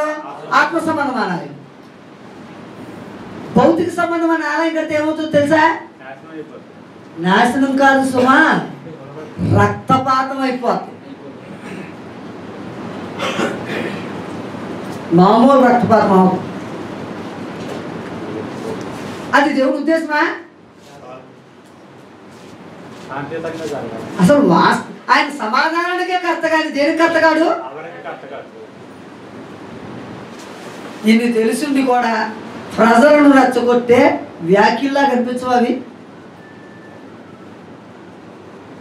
ఒక క్రైస్తవుడు ఖచ్చితంగా ఆలోచన చేస్తే, అతను ఆత్మ సంబంధమైనటువంటి మనిషిని అతను ఆలోచన చేస్తే, అతను భౌతిక సంబంధమైనటువంటి దీనికోసం ఎలాగ ఆలోచన చేస్తాడో అర్థం అవట్లేదు. ఫిలిప్పీయులకు రాసిన పత్రిక 3వ అధ్యాయంలో అతని స్థితిని పౌలు గారు అక్కడ బోధిస్తాడు. ఒకసారి చూడండి. ఫిలిప్పీయులకు రాసినటువంటి పత్రిక 3వ అధ్యాయం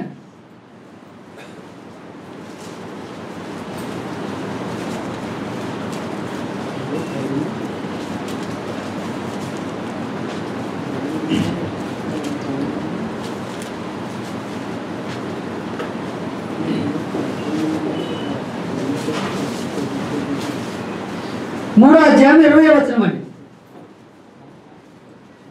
మన పౌరస్థితి పరలోకమందున్నది, అక్కడ నుండి ప్రభు అయిన క్రీస్తు అను రక్షకుని నిమిత్తము కనిపెట్టుకొని. నీ పౌరస్థితి ఎక్కడ? భారతదేశంలోనా? యెరూషలేములోనా?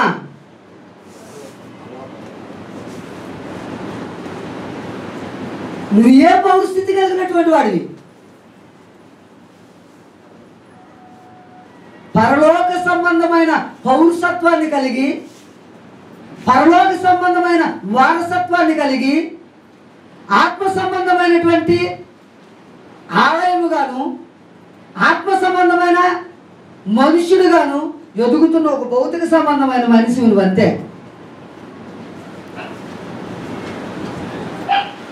నీ ఆలోచన భౌతిక సంబంధమైనది కాదు. నీ ఆలోచన అంతా పర సంబంధమైనదే. నువ్వు ఆత్మ సంబంధమైన మనిషివి. ఆత్మ సంబంధమైన మనిషి భూమి మీద బతుకుతున్నాడు అంటే ఇంకో గ్రహాంతరవాసి ఈ గ్రహంలోకి వచ్చి జీవిస్తున్నట్టు. పరలోకానికి సంబంధించిన మనిషి ఎక్కడ బతుకుతున్నాడు తెలుసా? భూమి మీద. దేన్ని దూరం చేసుకొని శరీరాశ, నేత్రాశ, జీవపుడంబానికి దూరముగా బ్రతుకుతున్న వ్యక్తి.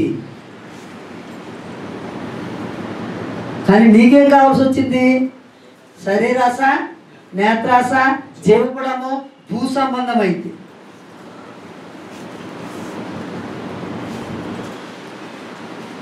ఎంత వ్యత్యాసం ఉంది. కనుక క్రీస్తులో చక్కగా అమర్చబడి దేవాలయంగా వృద్ధి అవుతారు. తర్వాత విషయం చూద్దాం. జకర్యా అతడు సింహాసనాసీనుడై అతడు ఏం చేయాలట? యాజకత్వము చేయగా అని ఉందండి. 6:13 ఒకసారి మళ్ళా చదవాల. జకర్యా 6:13. అతడు సింహాసనాసీనుడై అతడు యాజకత్వము చేయగా అన్నాడు కదా. చూద్దామండి ఆ మాటను. ఇది ఈ మ్యాచ్ చెప్పవచ్చామా?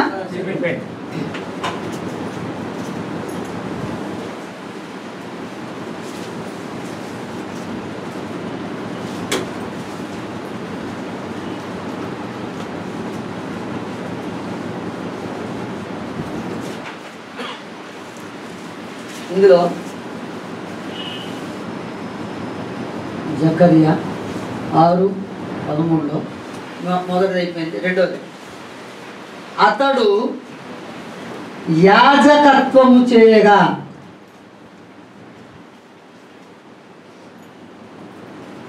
చూద్దాం అది ఎలా నెరవేరడం. హెబ్రీయులకు రాసిన పత్రిక 8వ అధ్యాయము 4వ వచనం. హెబ్రీయులకు రాసినటువంటి పత్రిక 8వ అధ్యాయము 4వ వచనం. ధర్మశాస్త్ర ప్రకారము అర్పణలు అర్పించు వారు ఉన్నారు కనుక ఈ భూమి మీద ఉన్న పక్షమున యాజకుడై ఉండడం.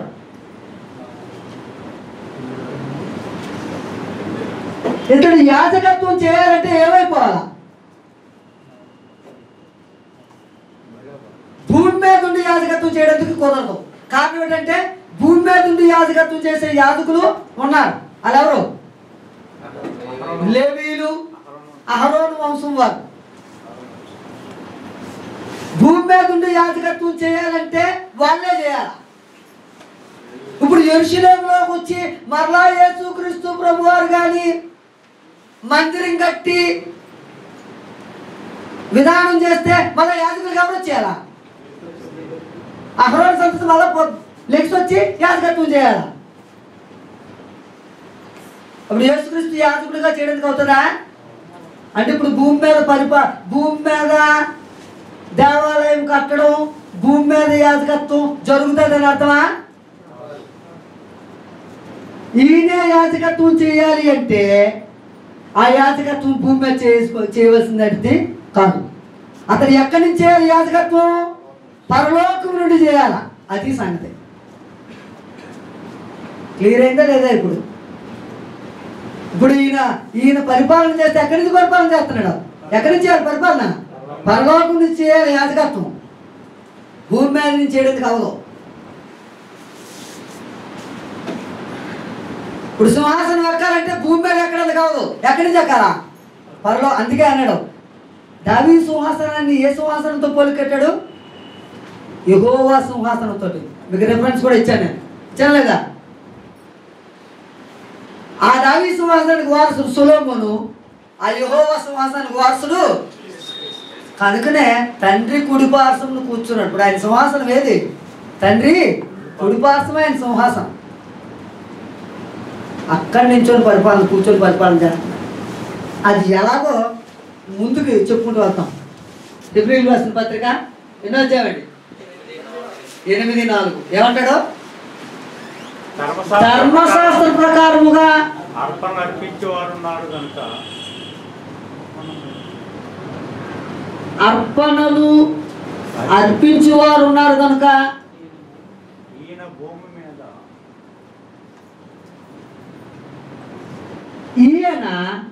మీద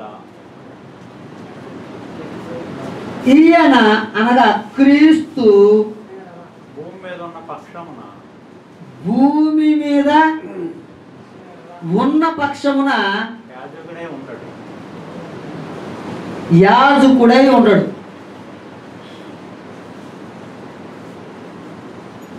ఎందుకు యేసుక్రీస్తు యాజకుడా కాదా? ప్రధాన యాజకుడు. హెబ్రీయులకు రాసిన పత్రిక 2వ అధ్యాయము 17వ వచనం ఒకసారి చదవండి. కావున ప్రజల పాపములకు నివృత్తి కలుగు చేయుటకై దేవుని సంబంధమైన కార్యముల్లో కనికరమును నమ్మకమును గల ప్రధాన యాజకుడకు నిమిత్తము అన్ని విషయముల్లో ఆయన తన సహోదరుల వంటి వాడు కావలసి వచ్చెను. ఎందుకట? ప్రజల పాపములకు నివృత్తి కలుగు చేయుటకై అతడు ఏం కావాల్సి వచ్చింది? ప్రధాన యాజకుడుగా రావాల్సి వచ్చింది.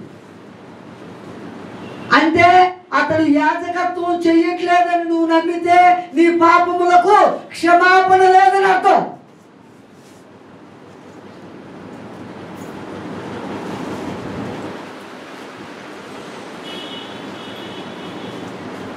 అతడు ఇంకా రాజ్యాన్ని స్థాపించలేదు. ఇంకా రాజ్యము తర్వాత వస్తుంది అంటే నీకు పాప క్షమాపణ కూడా తర్వాతే వస్తుంది.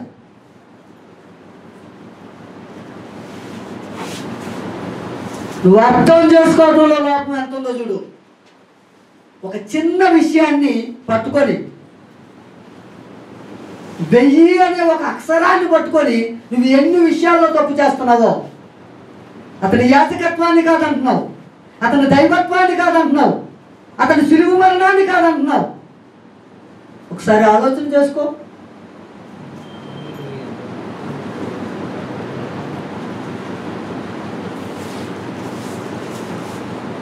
భూమి మీద ఉన్న యాజకుడు కాదు. అయితే ఇతని యాజకత్వం ఎందుకోసం చేస్తున్నాడట? ఆయన కోసమా? ఆయన కోసం అంటే యాజకత్వం చేస్తున్నాడు. ప్రజల పాపముల నుండి నివృత్తి కొరకు అతడే యాజకత్వం చేయవలసిన పరిస్థితికి వచ్చింది. అంటే నీ పాపాలు నా పాపాలు తీసివేయబడాలి అని అతడు యాజకత్వం చేస్తేనే కానీ, ఆ రక్తము కాల్చి అతను యాజకత్వం చేస్తేనే కానీ నీకు నాకు విమోచన లేదు. విమోచన పొందిన మనం ఇంకా అతని యాజకత్వం కింద లేవని చెప్పుకున్నాం. ఎంత దౌర్భాగ్య స్థితి చూడండి. ప్రజల పాపములు నివృత్తి కలుగు చేయుటకై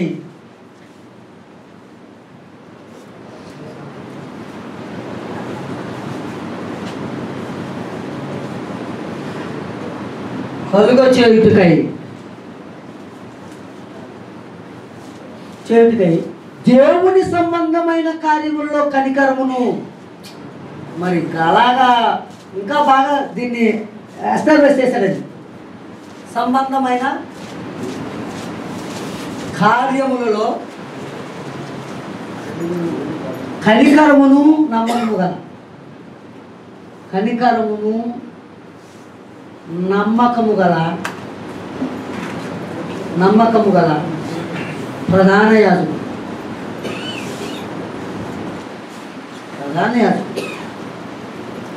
అందుకే అతను నా రూపం దాల్చాల్సి వచ్చింది. అందుకే మానవ శరీరం అవసరమైంది. తర్వాత విషయం చూద్దాం. ఇంకా హెబ్రీయులకు రాసిన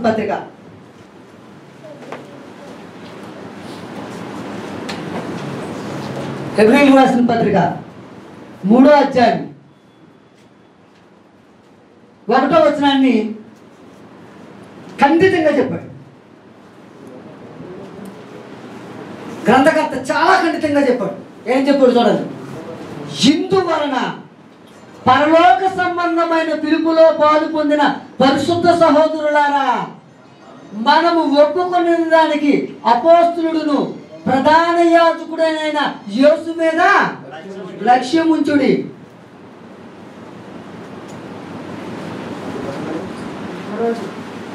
యేసు ఇంకా యాజకత్వం చేయలేదు.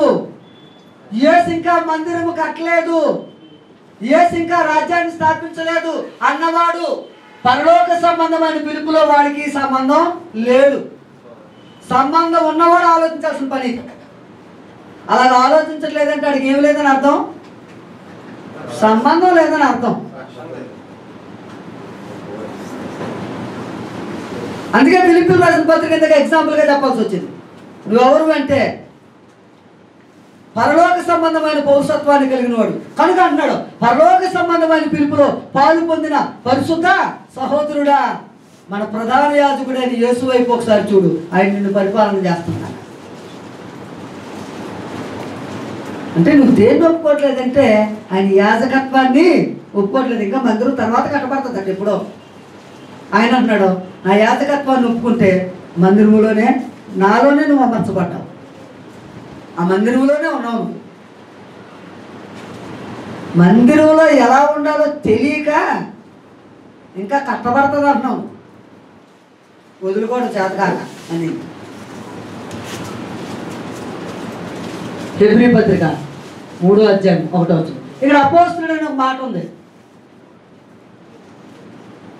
ఇందా చెప్పాను, అపోస్తులుడు అనే దాని గురించి వివరిస్తానండి. యేసుని కూడా అపోస్తులుడు అన్నారు కదా, ఈ విషయాలన్నీ పట్టుకొని మొదలెడుతున్నారు కదా, దీని గురించి ఈ పాఠం అయిన తర్వాత చెప్తారు కొంచెం.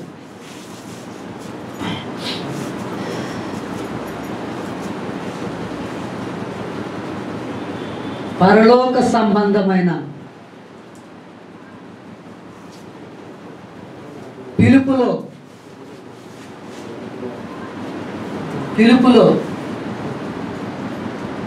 పాలు పొందిన పరిశుద్ధ సహోదరులారా అన్నాడు. పరిశుద్ధ సహోదరులారని ఎవరు పిలిచాడని?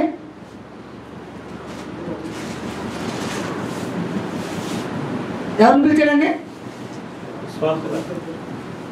కొరింథీయులకు రాసిన మొదటి పత్రిక 2వ వచనం, మొదటి అధ్యాయం 2వ వచనం. ఎవరండి పరిశుద్ధ సహోదరులు అంటే? చదవండి ఒకసారి, చదివితే అక్కడ అర్థమవుతుంది. కొరింథీయులో ఉన్న దేవుని సంఘమునకు అనగా క్రీస్తు యేసునందు పరిశుద్ధపరచబడిన వారై పరిశుద్ధులుగా ఉండుటకు పిలువబడిన వారు. అంటే ఎవరిని పిలుస్తున్నాడు ఇప్పుడు? సంఘాన్ని అండి. పరిశుద్ధ సహోదరులారా అంటే ఎవరిని పిలుస్తుండ్రు? సంఘాన్ని. అంటే సంఘము స్థాపించబడింది అంటే ఏం స్థాపించబడిపోయిందని అర్థం? రాజ్యం స్థాపించబడిందని అర్థం. యాజకత్వం జరుగుతుందని అర్థం. ఇక్కడ చెప్పిన దేవాలయము స్టార్ట్ అయిపోయిందని అర్థం. అన్ని అర్థాలు ఉంటాయి అట్లా. పరిశుద్ధ సహోదరులారంటే సంఘం.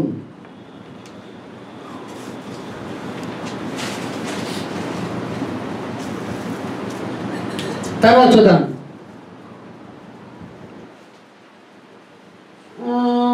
ఈ ఇద్దరికి సమాధానకరమైన ఏం కలుగుతున్నాయండి? యోచనలు అట్ట. ఈ ఇద్దరికి సమాధానకరమైన యోచనలు కలుగుతున్నాయట. చూద్దామండి ఎవరా ఇద్దరు. ఇది ఇక్కడ రాయకూడదు, ఇక్కడ రాయ. ఈ ఇద్దరికి సమాధానకరమైన యోచనలు కలుగుతున్నాయట.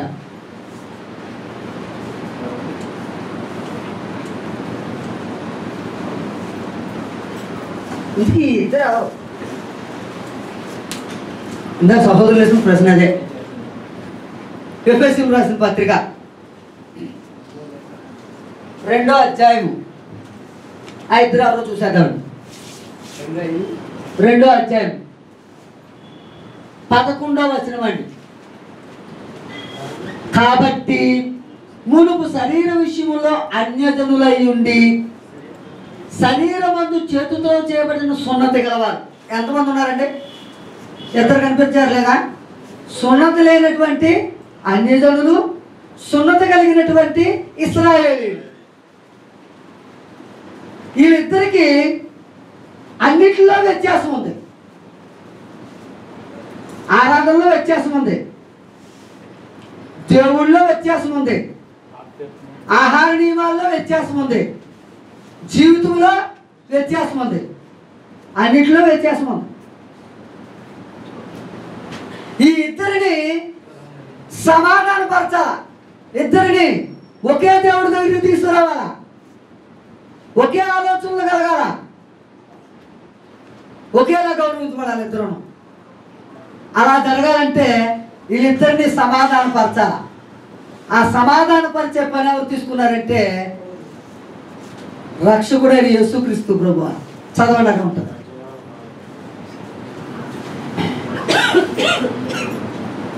ఆ కాలమందు ఇశ్రాయేలీయులతో సహపౌరులు కాక పరదేశులను, వాగ్దాన నిబంధన లేని పరదనులను, నిరీక్షణ లేని వారును, లోకమందు దేవుడు లేని వారును అయి ఉండి క్రీస్తుకు దూరస్తులై ఉంటారని జ్ఞాపకం చేసుకోనండి. మనకు చెప్పిన మాట. అయినను మునుపు దూరస్తులైన మీరు ఇప్పుడు క్రీస్తు యేసునందు క్రీస్తు రక్తము వలన సమీపస్తులై ఉన్నారు.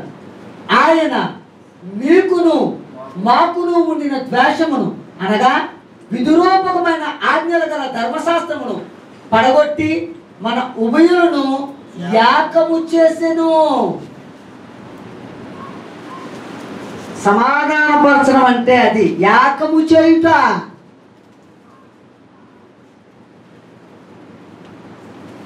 నువ్వు యెహోవాను దేవుడిగా ఆరాధిస్తావు, వారు యెహోవాను దేవుడిగా ఆరాధిస్తారు.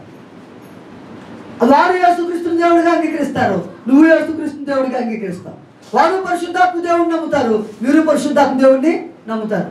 వారు బాప్తిస్మం తీసుకుంటారు, మీరు బాప్తిస్మం తీసుకుంటారు. వారు పరలోకం వెళ్తారు, మేము పరలోకం వెళ్తాం. ఒకే తండ్రి, ఒకే రక్షకుడు, ఒకే పరలోకం, ఏకమైపోయింది. ఈ ఇద్దరికి సమాధానకరమైన యోచనలు అప్పుడు కలుగుతాయి. ఎప్పుడు నువ్వు మందిరము కట్టి యాజకత్వము చేస్తే, ఆ యాజకత్వము కింద అందరూ వస్తే అప్పుడు ఇది జరుగుతుంది. అది కట్టకపోతే రాదు. నువ్వు ఎప్పుడో కడతానంటే అలా కుదురుతుంది. ఇప్పుడు ఆల్రెడీ కట్టేస్తుంది కదా, అందరూ ఏకమైపోయింది కదా, ఏకమైపోయింది. పెళ్ళి క్రైస్తవ సాంప్రదాయం అని కదా ఉంది. వాళ్ళ పెళ్ళి మన పెళ్ళి ఒకే, వాళ్ళ చావు మన చావు ఒకే. ఎలా వచ్చింది ఎన్ని సమాధానం పడిపోయాం. ఆరాధన మన ఆరాధన ఒకటే, వాళ్ళ దేవుడు మన దేవుడు ఒకటే. ఎలాగా? క్రీస్తు రక్తము ద్వారా. కనుక ఈ ప్రధాన యాజకత్వం కింద నువ్వు వచ్చేసావు. ఎఫెసీ పత్రిక ఇది మొత్తం రాసుకున్నాము. 2వ అధ్యాయం 11 నుంచి 14. ఇలా ఒకటి ఇలా ఇలా ఇలా పెట్టుకొని ఈ 3 వచనాలు అలా రాసుకోండి. అప్పుడు ఈజీగా అర్థమవుతుంది.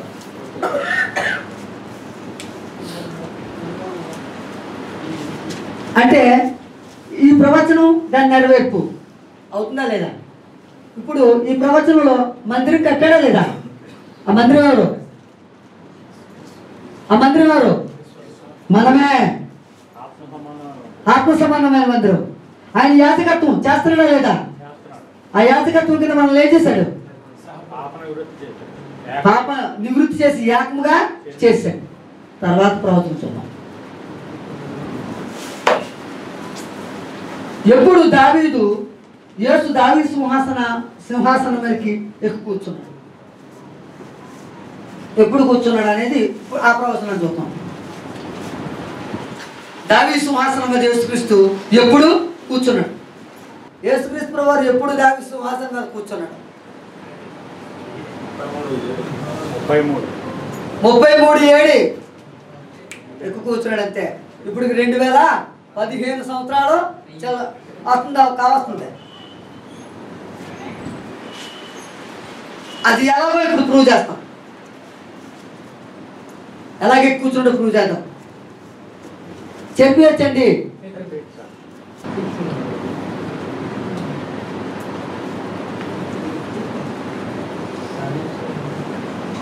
సింహాసనము మీద కూర్చుండుట. కూర్చున్నాడా లేదు, కూర్చుండుట. ఎలా కూర్చుండదు దాని ప్రవచనం, దాన్ని నెరవేర్పు.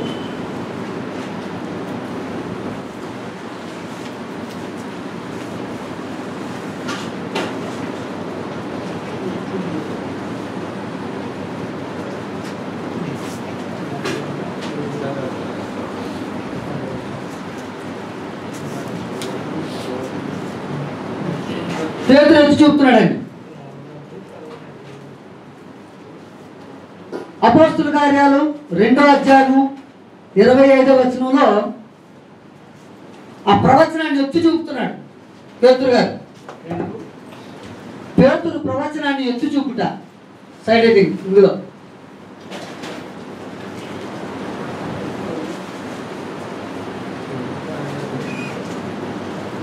దీనికి ముందు ఒక విషయాన్ని గమనిద్దాం. యేసుక్రీస్తు ప్రభువారు చనిపోయి సమాధి చేయబడి తిరిగి లేచారా? ఇంకా ఆరోహణం అవబోతున్నాడా? ఆరోహణం అవబోతున్నప్పుడు ఎవరు కనిపించాడు? కనీసం శిష్యులు కనిపించాడా? శిష్యులు కనిపించినప్పుడు యేసు ప్రభు గారు శిష్యులు గారు మాట్లాడుకున్నారా? మాట్లాడుకోలేదా? మాట్లాడుకున్నారు. ఆ మాటల్లో ఒక విషయం చూద్దాం. అపోస్తుల కార్యాలు మొదలెచ్చారు. అపోస్తుల కార్యాలు మొదలెచ్చారు 3వ వచనం చదువుకుందాం. ఆయన శ్రమపడిన తరువాత 40 దినముల పర్యంతము వారికి అగపడుచు. ఎన్ని దినాలండి? 40 దినాల వరకు ఎవరికి కనబడుతున్నాడు? కనబడి ఏం పని చేశాడండి? దేవుని రాజ్య విషయములను గూర్చి బోధించుచు అనేక ప్రమాణాలు అంటే రుజువులు చూపి వారికి తాను సజీవులుగా. అంటే ప్రారంభ పరిచర్యకు వచ్చినప్పుడు ఏమన్నాడండి? ఇక పరలోకం వెళ్ళిపోతూ అదే పని. అంత ఖచ్చితంగా ఆయన పని చేస్తే ఆయన పని చేయలేదనుకోవడం ఎంత తప్పండి.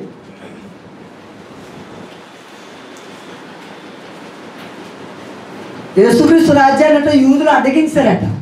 ప్రీమిలినిస్టులు చెప్పే పని మ్యాప్ తీసుకొచ్చి చూపిస్తారు. యూదులట నువ్వు కట్టొద్దు అన్నారట.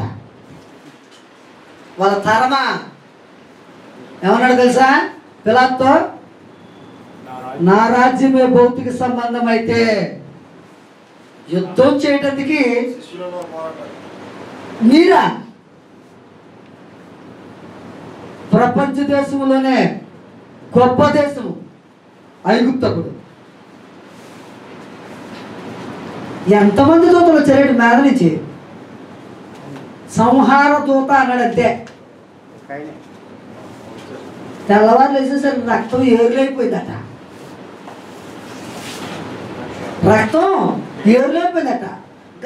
గజలు ఆడిపోయినట్టు రామసేతు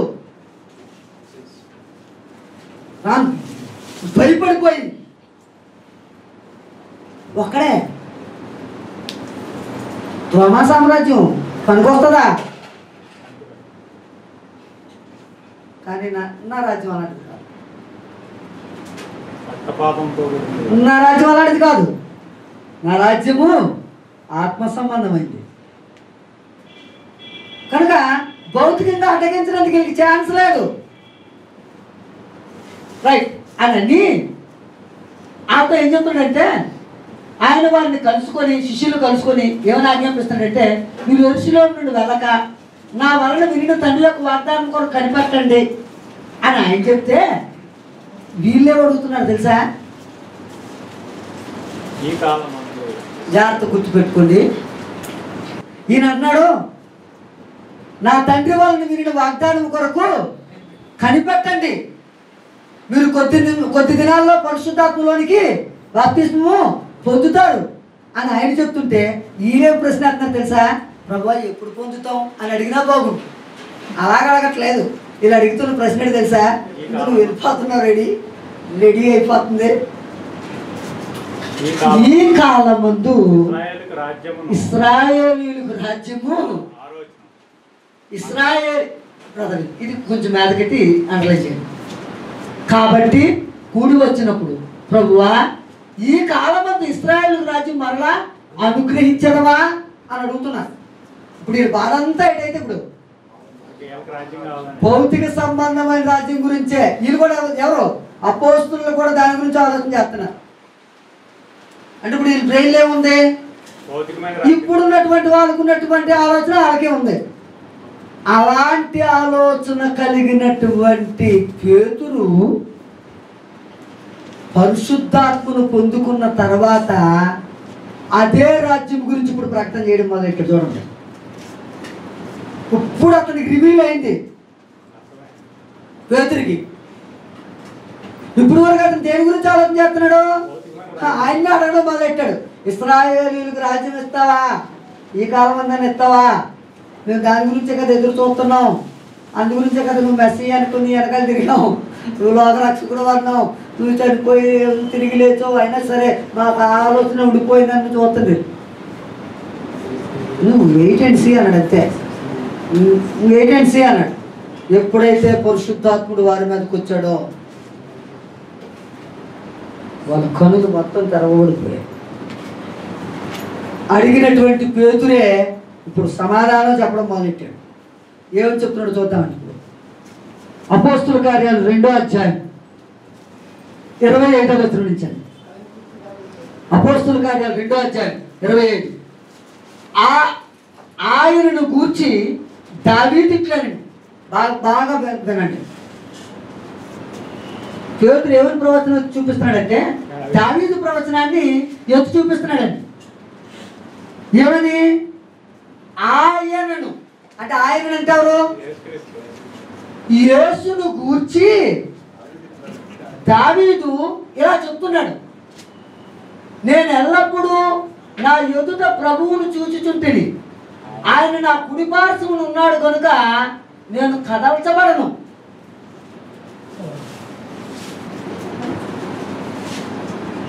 దావీదు ఎవరి గురించి చెప్తున్నాడంటే యేసుక్రీస్తు గురించి చెప్తున్నాడు. ఆయన సింహాసనం మీద ఆయన కుడిపార్శ్వమున ఉన్నాడు కనుక ఆయన కదల్చబడ్డు. తర్వాత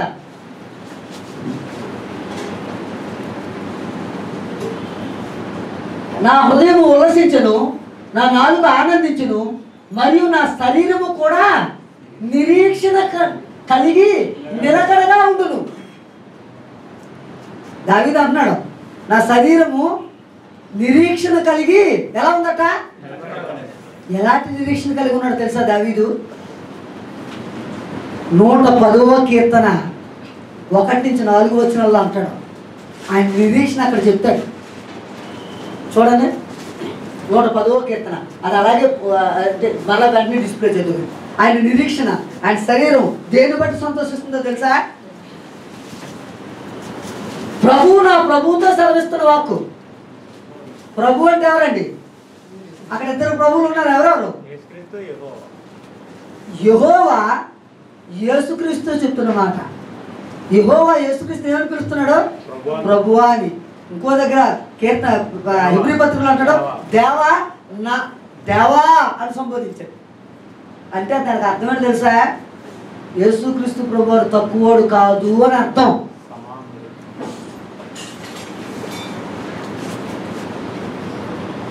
ఆ సెన్స్ని అర్థం చేసుకోగలిగి ఉండాలా. ప్రభువు నా ప్రభువుతో ఏం చెప్తున్నాడంటే, నీ శత్రువులు నీ పాదపీఠములుగా చేయ వరకు నా కుడిపార్శ్వమున కూర్చుండుకు. యెహోవా పరిపాలన నన్ను సియోనులో నుండి సాగుచేయుచున్నాడు. నీ శత్రువుల మధ్య నువ్వు పరిపాలన చేయము. యుద్ధ సన్నాహము నీ ప్రజలు ఇష్టపూర్వకంగా వచ్చేదరు. నీ యవనస్తులో శ్రేష్ఠ పరిశుద్ధాలంకృతులై మంచి వలె అరుణోదయ గర్భము నీ ఎదుకు వచ్చేది. మెల్కీసెదకు క్రమము చొప్పున నువ్వు నిరంతరము యాజకుడు అయ్యుందువని యెహోవా ప్రమాణము చేసి ఉన్నాడు. ఆయన మాట. ఆ యాజకత్వం కోసం ఇతడు నిరీక్షణ కలిగి ఉన్నాడట. ఆ యాజకత్వం వస్తేనే దావీదుకి కూడా రక్షణ. కనుక నా దేవుడు దావీదు ఎవరి గురించి చెప్తున్నాడంటే క్రీస్తుని గురించి చెప్తున్నాడు. ఆ క్రీస్తుని గురించే నిరీక్షణ కలిగి ఉన్నాడు. ఆ యాజకత్వం కోసమే దావీదు కూడా ఎదురు చూస్తున్నాడు. టైం వచ్చింది అని చెప్పాడు. 2వ అధ్యాయం రండి మరలా.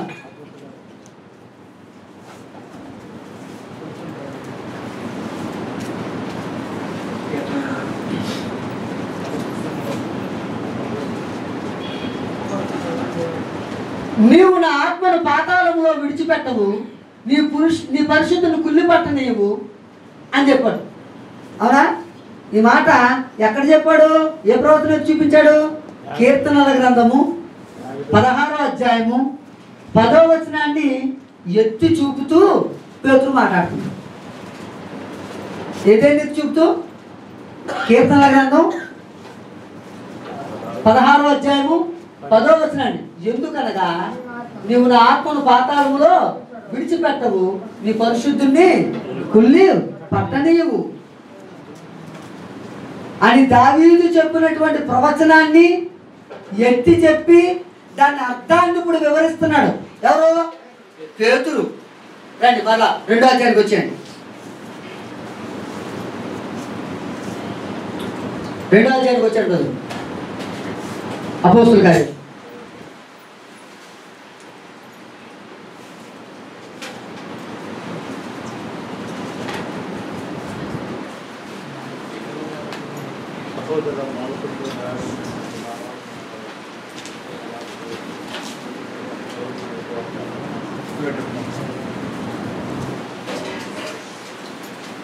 రైట్.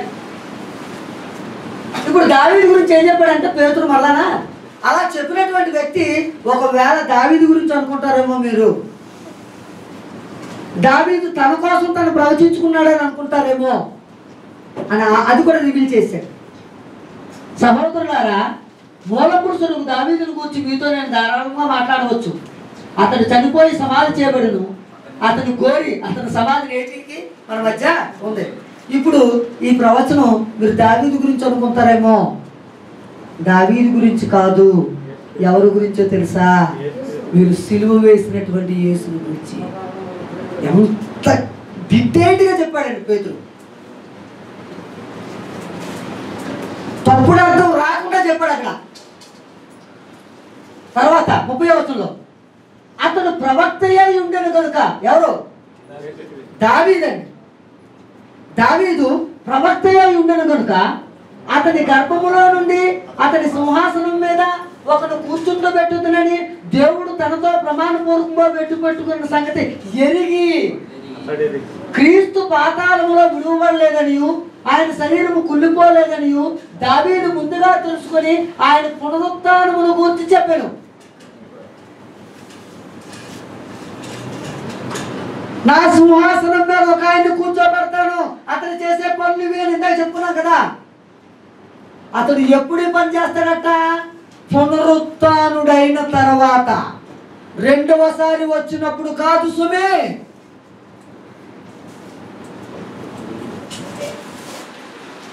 అదైనా లేదా? అక్కడ ఏమన్నాడండి? ఎప్పుడు? ఆయన పునరుత్థానమును గురించి చెప్పాడు. ఆయన పునరుత్థానుడు అయితే ఏం చేస్తాడు? అతని సింహాసనం మీద కూర్చుంటాడు. పునరుత్థానుడు అయితే ఏం చేయబడతాడు? సింహాసనం మీద కూర్చోబడతాడు. పునరుత్థానుడు అవ్వకపోతే కూర్చోడు. అంటే ఇప్పుడు దావీదు సింహాసనం మీద ఎక్కాలంటే అతను ఏం చేయబడాలా? పునరుత్థానుడు చనిపోయి సమాధి చేయబడి తిరిగిరా. యేసుక్రీస్తు ప్రభువు తిరిగి లేచారా లేదా అని నమ్మితే ఆయన దావీదు సింహాసనాన్ని అధిరోహించాడని నమ్ముతున్నాడు. అది నమ్మట్లేదంటే ఇది నమ్మట్లేదు నువ్వు. ఒకదానికి ఒకటి ఇంటర్లింక్ అది. ఈ యేసునే దేవుడు లేపెను అంటే ఆయన పునరుత్థానుడు అయ్యాడు. దీనికి మేమందరము సాక్షులము కాగా ఆయన దేవుని కుడిపార్శ్వమునకు హెచ్చింపబడి పరిశుద్ధాత్మను కూర్చున్న వాగ్దానము తండ్రి వలన పొంది మీరు చూచుచూ వినుచున్న దీన్ని కుమ్మరించి ఉన్నాడు. దావీదు కాదు. అని చెప్పాడు. ఇప్పుడు ఈ మాట అందరూ ఎవరు నమ్మాలా? ఇశ్రాయేలీయులందరూ నమ్మాలా. నమ్మితే 36వ వచనం ఇప్పుడు చదవండి. మీరు సిలువ వేసిన ఈ యేసునే దేవుడు ప్రభువుగాను క్రీస్తుగాను నియమించను. క్రీస్తుని ఎక్కడ చెప్పొద్దన్నాడు? 16, 18, 16, 13 నుంచి చెప్పుకుంటూ తిరిగి మత్తయి సువార్త. మీరు ఇంకా క్రీస్తు అని చెప్పొద్దు. కానీ ఇప్పుడు చెప్తున్నాడు పేతురు, ఇతన్ని క్రీస్తుగా నియమించెను. దావీదు సింహాసనం మీద కూర్చునే అర్హత ఆయన పునరుత్థానం ద్వారా ఆయనకి కలిగేసింది. ఇప్పుడు అతను ఎవరు? క్రీస్తు. ఇప్పుడు యేసు క్రీస్తుని నువ్వు ఒప్పుకుంటే ఆయన దావీదు సింహాసనం మీద కూర్చున్నాడని ఆటోమేటిక్గా నువ్వు ఒప్పుకున్నట్టే. నీకు అర్థమైనా అవ్వకపోయినా, నీకు బుర్రున్నా లేకపోయినా,